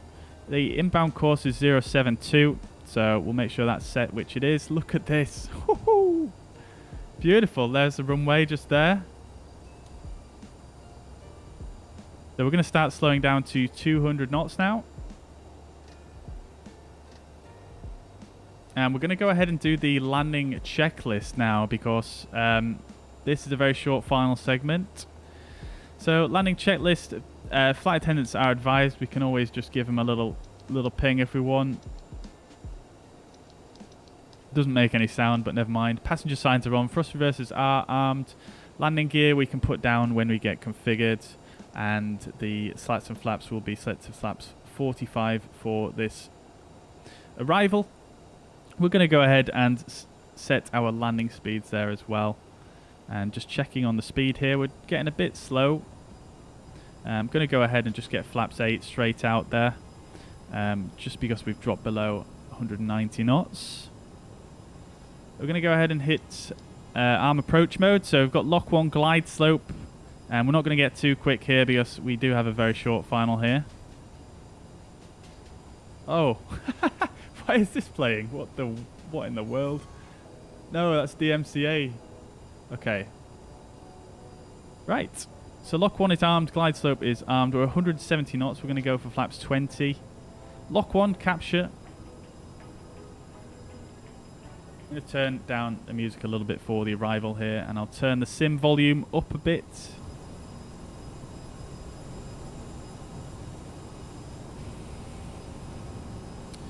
Okay. 160 knots will go to flaps 30 and gear down. We get a bit more power in here. As you can see by the pappies, we are just a touch low here. I'm going to set VREF. 137 is our VREF. You can see here we've got quite a bit of a tailwind. 20 knots in fact. So let's see what it is once we get down to our minimums, and then we can decide whether we're actually going to take a different runway here. So keeping that power in. We've got glide slope capture now when we're descending on the glide slope. I'm going to pull the power a little bit more out.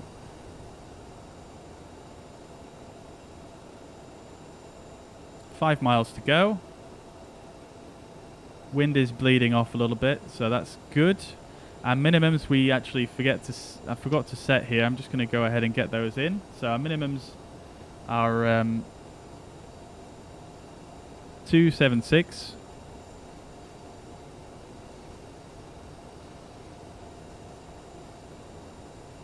We'll get the DH in. I know normally you wouldn't use the DH, but we're going to use it just because it has the oral call out, which I'm a fan of, so we're going to do that. Okay, so 1,000 feet above ground level, 3 miles to go. I'm going to get flaps 45 out. And a bit more power in. We've got 17 knots tailwind. I mean, it's more of like a crosswind and a tailwind, so it is probably within limits, I would say. I would probably say we're within limits to land with that tailwind, so let's go ahead and disconnect. And we're going to land this thing. Nice stable approach though. We're looking good. Actually going to turn the flight directors off as well. 500.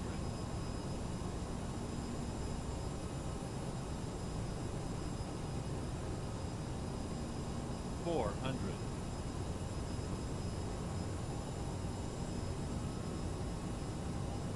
Oh, the wind's just completely switched around to a headwind. Minimums continue. Minimums. 200.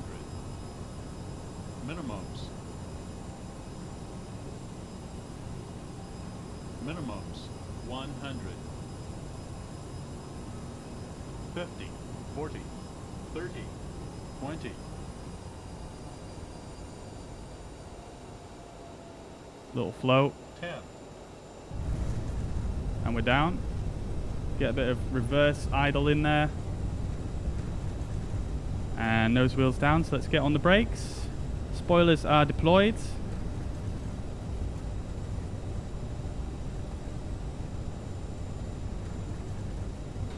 $60 knots.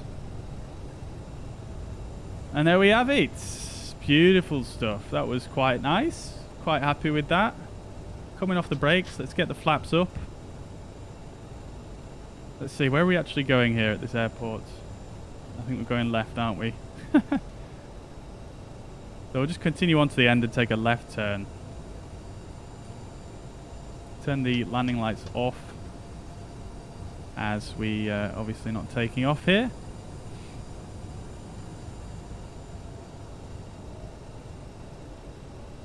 Oh, we're a bit fast for this corner. There we go. I think we've just about saved it.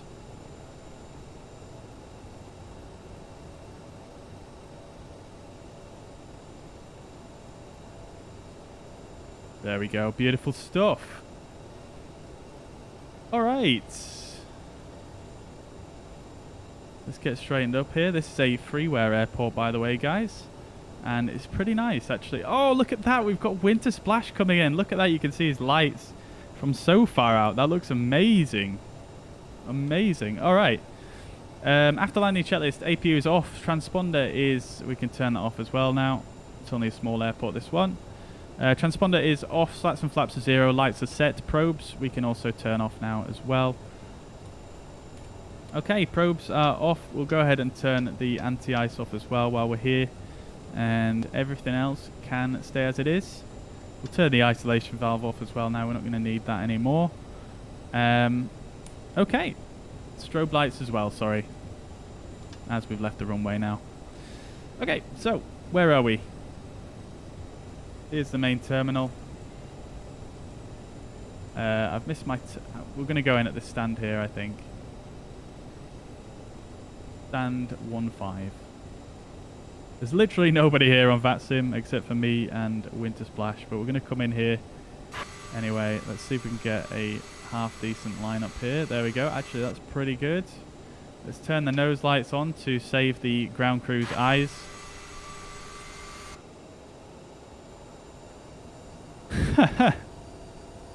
Beautiful. All right, I'm happy with that one. There was a little bit of a float there, but I don't think that was too bad, honestly.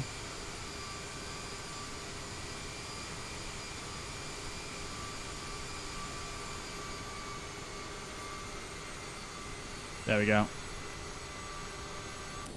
Okay then, so let's go ahead and turn off the left engine as we normally do here in the CRJ. We're then going to ask the ground crew to go ahead and connect the ground power cart, which we're immediately going to connect to, and we'll go ahead and check the electric page and see what the situation is there. So the external AC is actually connected. We're going to go ahead and shut down the right engine now, and that should switch over the power, which it has not. This button must have been in the wrong position. It's impossible to tell in the CRJ. Apparently it's a lot easier to tell in real life whether this button's pressed in or not. But there we go. The passengers will have just had a nice little blackout in the back there. But hey ho, what can you do? Get the windshield heat off now, as well as the hydraulics. Seatbelt signs can come off as well now. Beacon light can come off also. We'll get the doors and the cargo open as well. And the cabin lights we can turn on as well. There we go. The IRS has become unaligned because of a slight power loss there. But there we go. So, shutdown checklist. Parking brake is set. Seatbelts are off. Thrust levers are shut off. Anti-ice is off. Fuel pumps are off. Beacon light is off. Nose wheel steering is off. That is the shutdown checklist complete. And there we have it. Beautiful stuff. Here comes Winter Splash as well. Beautiful. All right, let's catch up with the chat then. Look at how dark it is here. This is... Ooh. What time is this here? This is 11:37 in the morning, guys. Wow. I feel like some of the jetways are missing here, unfortunately. But look at this. This is a freeware airport. Brilliant. Love this little light on the jetway as well.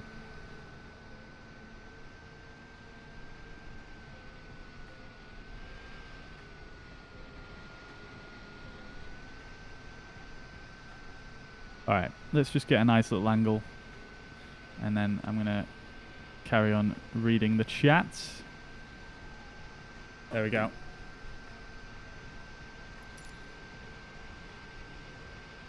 Okay, welcome to Bodø, everybody. I hope we enjoyed the flight. Sorry. So let's see. Where did I get to? Nephilius says, if the hood isn't collimated, then moving your head camera around also changes the position of the flight path vector, or things like synthetic runways, extended centerline. Yeah, true. But the question is, with regards to that, is that does that actually affect you in the simulator? Because obviously right now, this isn't collimated, so you move your face anywhere, and yeah, okay, I suppose it changes this in relation to the, you know, what you're seeing out the window, which you don't want, but when you're coming in for landing, usually I'm in this position, so it doesn't really... I don't think a collimated hood is actually going to improve my experience in that regard. But, I mean, it's definitely going to make things more realistic and more nice, just in general, isn't it? It's a good thing to have for the sim, 100%. But, yeah, that's just my thinking. Max Sander, thank you very much for the sub on YouTube. Much appreciated. I hope you're well and having a fantastic evening. Welcome to the stream. 1250 subs, says Paul. Let's have a look. Let's see. So you guys have been absolutely smashing it recently on YouTube. And my subs have just gone up like crazy since Friday, since I posted that video. It's just so humbling. But also just super, like, I don't know how to describe it. Just really, I'm just a bit blown away by it. Yeah, 1,255 subscribers even. So yeah, appreciate each and every one of you who's subscribed to the channel. It's super amazing, and I'm glad that you enjoy my content enough to subscribe. So appreciate that, and thanks for dropping by in the stream today. If you enjoyed that flight, please do hit the thumbs up on the video on either Facebook or on YouTube. I'd much appreciate that. And yeah, thank you guys. So let's see. Roberto, welcome to the chat on Facebook. Hope you're doing well. This is an amazing machine. Yeah, it really is quite a nice aircraft, isn't it? Really nice. I love the CRJ, the look of it and everything. It's just super cool looking plane.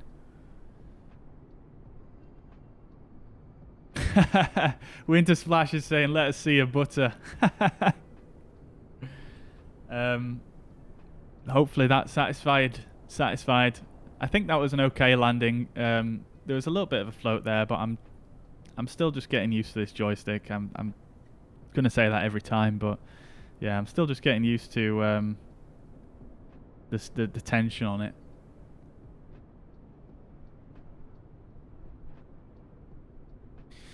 Can I explain the difference between DA and MDA? So, Oisin, it's actually going to be DH and MDA usually.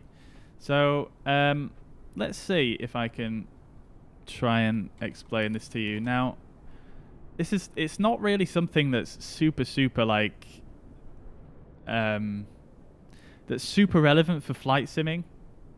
But I'll try and explain. So we've got an ILS chart here, and this is for runway 23 right at Manchester. And you can see for 1 second.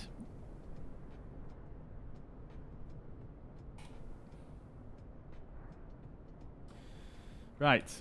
So you can see you've got your minimums down here at the bottom. Hopefully that's clear. And what we're going to do, just for this discussion, we're going to ignore all this here, and we're going to ignore that, and we're just going to look at this one here. So you've got in bold here, you've got basically an MDA. Now the MDA stands for minimum decision altitude, and it's given as an altitude above sea level. And that's essentially why it's called a MDA altitude. Now, you'll see the DA is, it actually does say DA on it there, but it also says H in brackets. Now, what the H in brackets means that it's actually a DH, and it's referring to this height here. Now, 200 feet above ground level is the standard minimum for a Cat 1 ILS. So that's really, in a nutshell, the very, very basic explanation of the difference between the two. MDA, minimum decision altitude, is essentially a height or an altitude above sea level, and the decision height, the DH, is a height above ground level. That's it. There's a little bit more to explain, but that is the basic premise of that. Absolute butter. Thanks, Winter Splash. New lighting looks great. Yeah, it does look really good, doesn't it? Yeah, yeah. Yeah, it's nice. Long haul flight, 2,000 subs. We shall see. We shall see. We shall see. Elvis, thank you very much for the sub on YouTube. Much appreciated. All right, so let's have a quick look at the landing report now that we've got most things wrapped up there. So, landing report. Oh, actually, that is looking really nice, isn't it? Okay, so we got we got 101 feet per minute according to Sim Toolkit, which, as you guys know, I'm always going to prefer Sim Toolkit over anything else because it tends to favor my landings a bit more. But you've got 101 feet per minute as the landing rate and 1.49 G. Again, I'm not convinced that Microsoft Flight Simulator is giving me a correct G-force there, so I'm going to disregard. Speed was 127 knots, which is quite nice. We had a 1 degree roll on, and we also had a heading of 7.1 when it should have been 7.2, so slightly off, but by minuscule amounts. Centerline deviation was 0.6 feet, which is pretty damn good for me, at least. And then our touchdown was... It was about 2,000... Wait. Yeah, so it's about 2,000 feet down the runway, just over. Well within the touchdown zone, maybe a little bit long, but I think that's pretty good. Also, look at the location of this airport. How stunning is that? Right on the end of this peninsula. Absolutely brilliant. So, yeah, I'm going to say that was more or less a almost perfect landing, let's say, I think. Have a quick look on Volanta, just because why not? I do enjoy a bit of Volanta for this sort of 3D view here, where you can spin it to the side and sort of see your flight path there.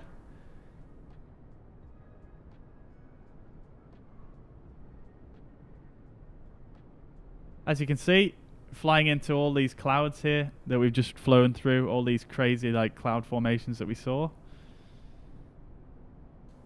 Should have just gone round it, really.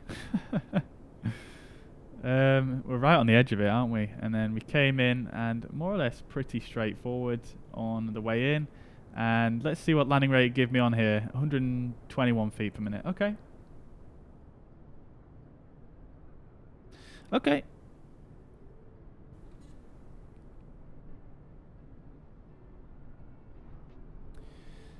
Oisin says, thanks. Depends on whether it's measured by radio altimeter or pressure altitude. Yeah, basically. Yep.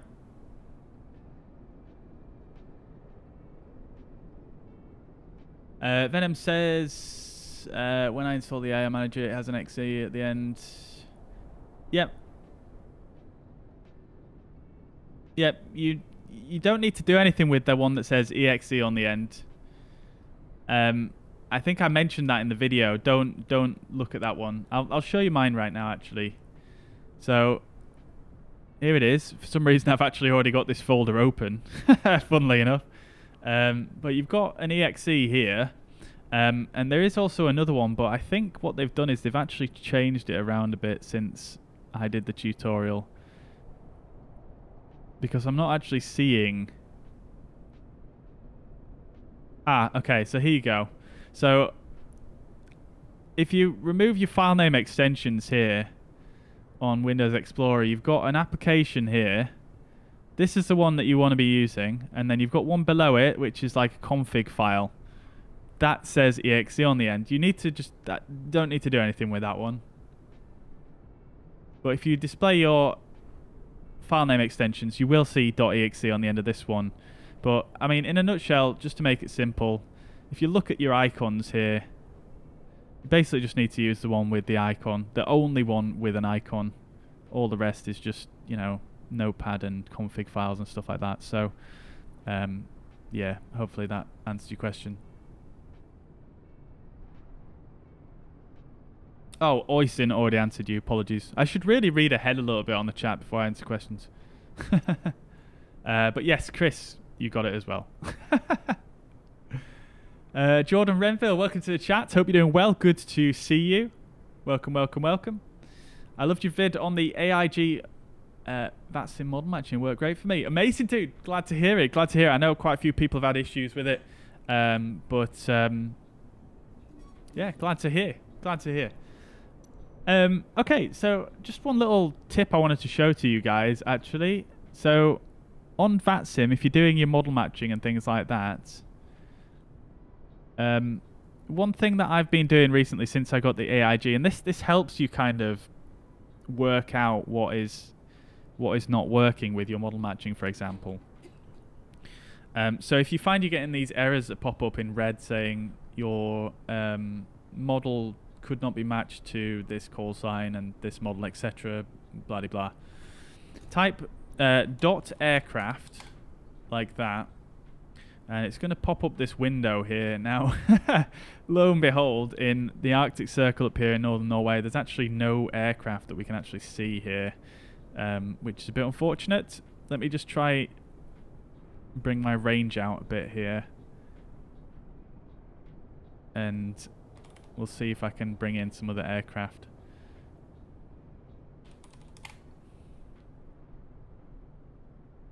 Really? Oh, it doesn't actually let you put it above 100, I don't think. No, it doesn't. Okay, I can't show you that. Anyway, yeah, you type full stop and then aircraft, and it'll bring up this window. And the reason this is helpful is because what it will do is it will show you... It shows you here your call sign, and then the main thing that I'm paying attention to is the call sign, the type code, and the model that is being shown there. So that helps you kind of determine what... This will give you the title of the model from the AIG package. And you can then compare that to the type code and the call sign. And if it all matches, then great, that's all worked correctly. But if for some reason this is different to this and this, then that is something that's going wrong with the VMR file. So, like, if you guys notice any issues with the model matching or anything like that, do this. Do this. Type in .aircraft on your vPilot. .aircraft. Now, you don't need to do anything here. Like, I'm not expecting you guys to fix the VMR, but what I want you guys to do is to actually come to me. And, you know, feel free to try and fix the VMR if you want. Absolutely no issues in you doing that. But if you find any anomalies, just come to me, because I'm constantly looking out for these anomalies. I'm constantly trying to improve the VMR so it's more accurate. So if you find anything, just let me know, and I can just put it all in one then, and then just send it out to everybody at once. So, yeah. That was just a little tip I wanted to tell you guys. Hopefully that's useful.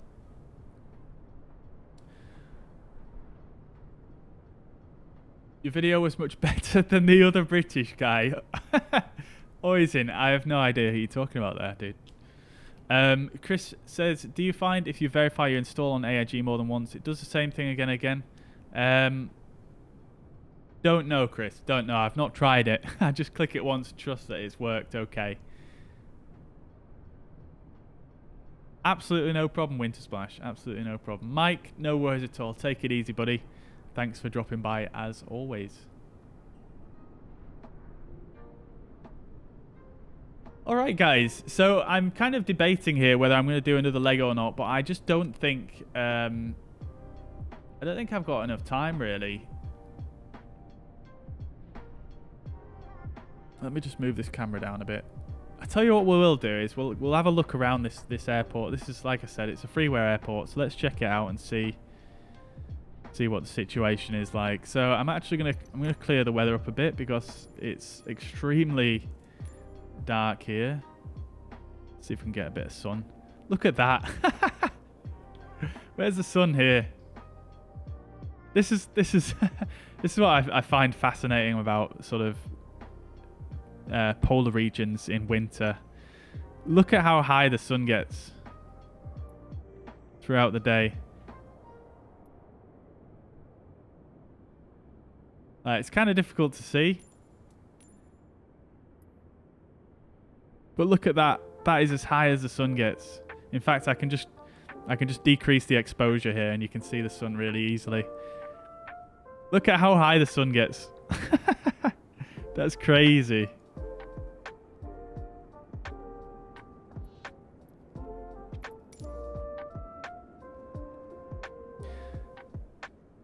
All right.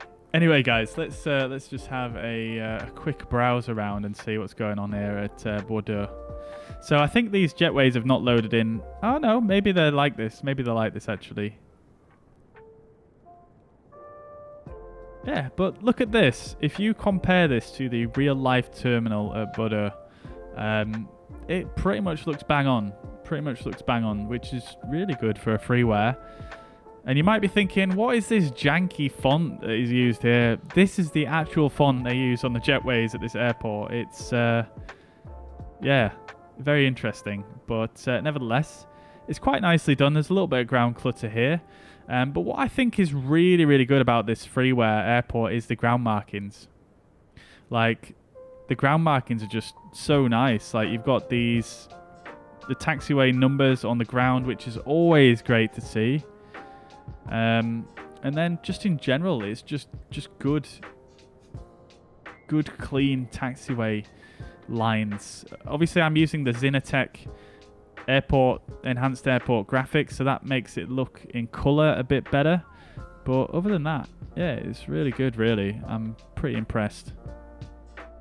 We've got the I've managed to get the real taxiways add-on working again, so we've got those nice signs going on. Takeoff run available. I've not seen that one at many default airports actually. And look at this. I've not seen this one either before. These yellow blobs. I don't think I've ever seen that at an airport.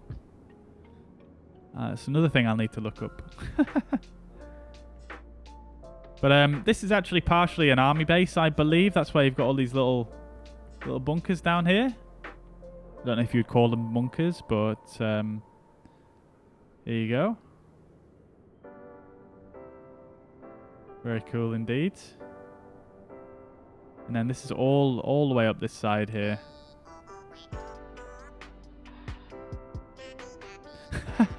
Wait a minute, what is this music? Has some random playlist come on again? No? Okay. Never mind. This is part of my playlist, believe it or not. But there we go. I don't think there's too much else to see here.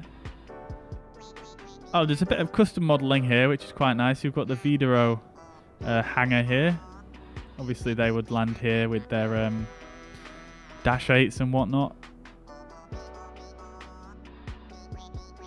But overall, it's just nicely done. Very, very nicely done freeware airport. Nice and clean.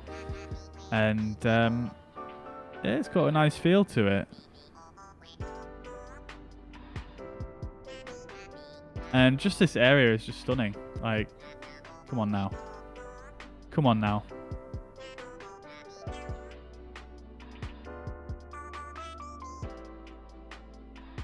Come on now. Just look at that.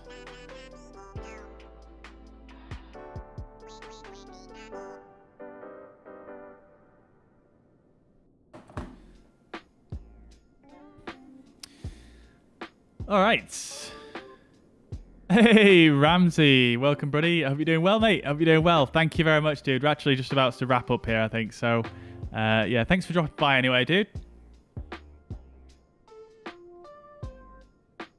Winter Splash says somewhere in Iceland, I believe, get no sunlight for about 2 months or so. Yeah, that is entirely correct. In fact, all of Iceland will be in complete darkness for a couple of months.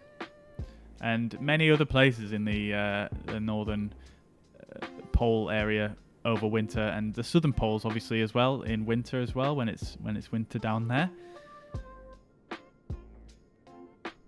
But yeah, I mean, a lot of these, in fact, if I actually put the date forwards right now, if I put the date forwards to, okay, December, look at that. The sun doesn't rise at all there. Like, it's getting brighter, but the sun's actually not coming above the horizon at all. So I suppose it's not complete darkness, but I mean, I imagine it would be quite dark throughout the day.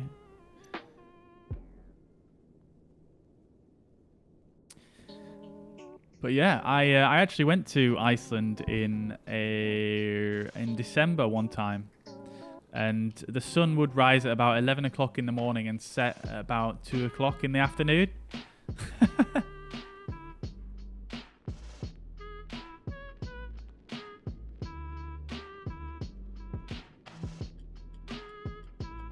Jordan says there is very little difference between the 550, 700, but somehow it's nice having the bigger, heavier CRJs. Yeah, I agree. There's not much difference between all of them, honestly. The heavier ones, I kind of like it though. I kind of like having that option just to simulate, you know, more realistic routings. You know, the 900 is far more widely used in Europe, especially, which is where I usually fly, than in the rest of the world. And it does feel a little bit different to fly. Not much, but it does feel a little bit heavier.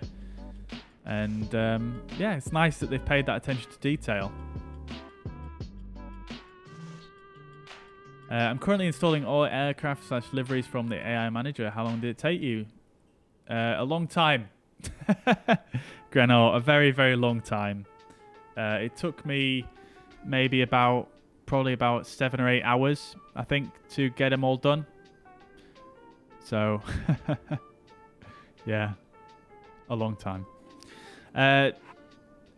Paul, take it easy, brother. Good to see you. Thank you very much for dropping by, as always. Much appreciated. Thanks for having me and for dropping along in the stream today. Eric, thank you very much for the subscription on YouTube. Many thanks again, as always. You guys absolutely killing it on YouTube at the moment. So thank you very much. However, that being said, I am just rambling on now at this point. If you're still here and enjoying my rambles, then my hat's off to you. And yeah, thank you very much. FaZe Jack, welcome to the chat over on Twitch. I'm doing very well. Thank you for asking. How are you doing? We're just about to wrap up here, however, so I don't want to waste your time. Okay, guys. So, once again, thank you very much. I hope you guys have enjoyed it. Hey, Thomas is here. Welcome, buddy. Well, I say welcome. It sounds like you've been here a while. But it's always nice to hear that you're here. So, yeah, glad you enjoyed. And thank you very much, dude. Paul, thank you very much for the kind words also. No problem at all. Absolute pleasure, as always. Frederick, welcome to the chat, buddy, on Facebook. I hope you're doing well, mate. We're actually just wrapping up here, I'm afraid. But good evening to you, sir. Good evening. Chris, yeah, you take it easy as well, dude. Thank you very much for dropping by, as always. Really appreciate your support, man. Thank you so much. Everybody else who's tuned in today, who else have we got? We've got Venom Films, we've got Jordan Renville, Oisin, we've also got Winter Splash, Paul Blackman, Nophelius, and Grenor. And I think I've spoken to everyone else just recently. If I've forgotten you or missed you, my apologies. Lorids DK as well. Thank you very much for tuning in, everybody. As always, really, really appreciate you dropping by. I hope you guys have a fantastic evening. That's going to be all from me for today. We'll be back live again on Thursday. It might start a bit early on Thursday and maybe do a bit of a longer stream. But I hope you guys have enjoyed, and have a fantastic afternoon, evening, wherever you are in the world. Bye for now.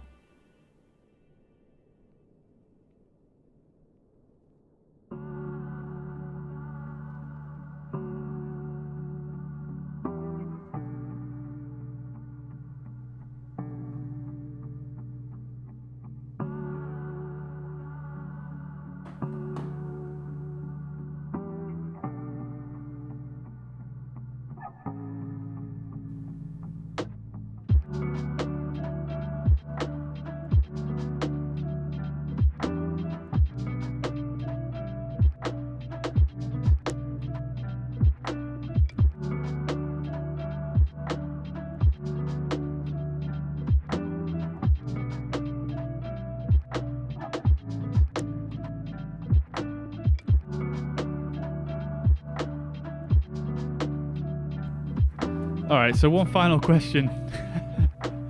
One final question before we go. Eric says, I would like to know how you managed to get your external camera rolling that fast. So it's just in the menu, Eric. If you go to your camera options, you should still be able to see this. You've got your speeds here. You've got drone speed and drone rotation speed here. You want to change those, but what I do is I actually use a Xbox controller. In fact, I'm just going to break the fourth wall here. And we're just going to come back over here like this. So on your camera, obviously, you've got your speeds here. If I put it right down in the corner here, you can see the drone rotation speed and the drone speed here. Now, I'm using an Xbox controller to use the drone, so it makes things a lot easier. I would recommend it if you've got one lying around. And you can actually use a keyboard shortcut. If you look at my drone speed now in the bottom left, oops, that's the wrong binding. But you can use a keybind to actually change the speed.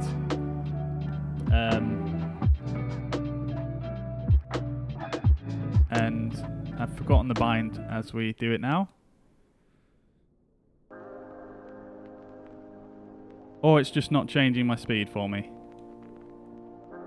There we go. Okay, so we've got the drone rotation speed. You can see that's moving up and down just by me using the shortcuts there. And then it should be moving my drone speed right now. I'm not sure why it's not. That's probably just me being dim. But yeah, I'm just using the Xbox controller and using the shortcuts on there, the keybinds to change it a bit quicker. And once you get used to it, it's pretty rapid. That's all I can really suggest. Hope that helps. Anyway, feel free to drop us a comment on this stream after it ends if you want to chat about it a little bit further. But thank you very much for asking the question anyway. I hope that's been helpful. And once again, have a fantastic evening.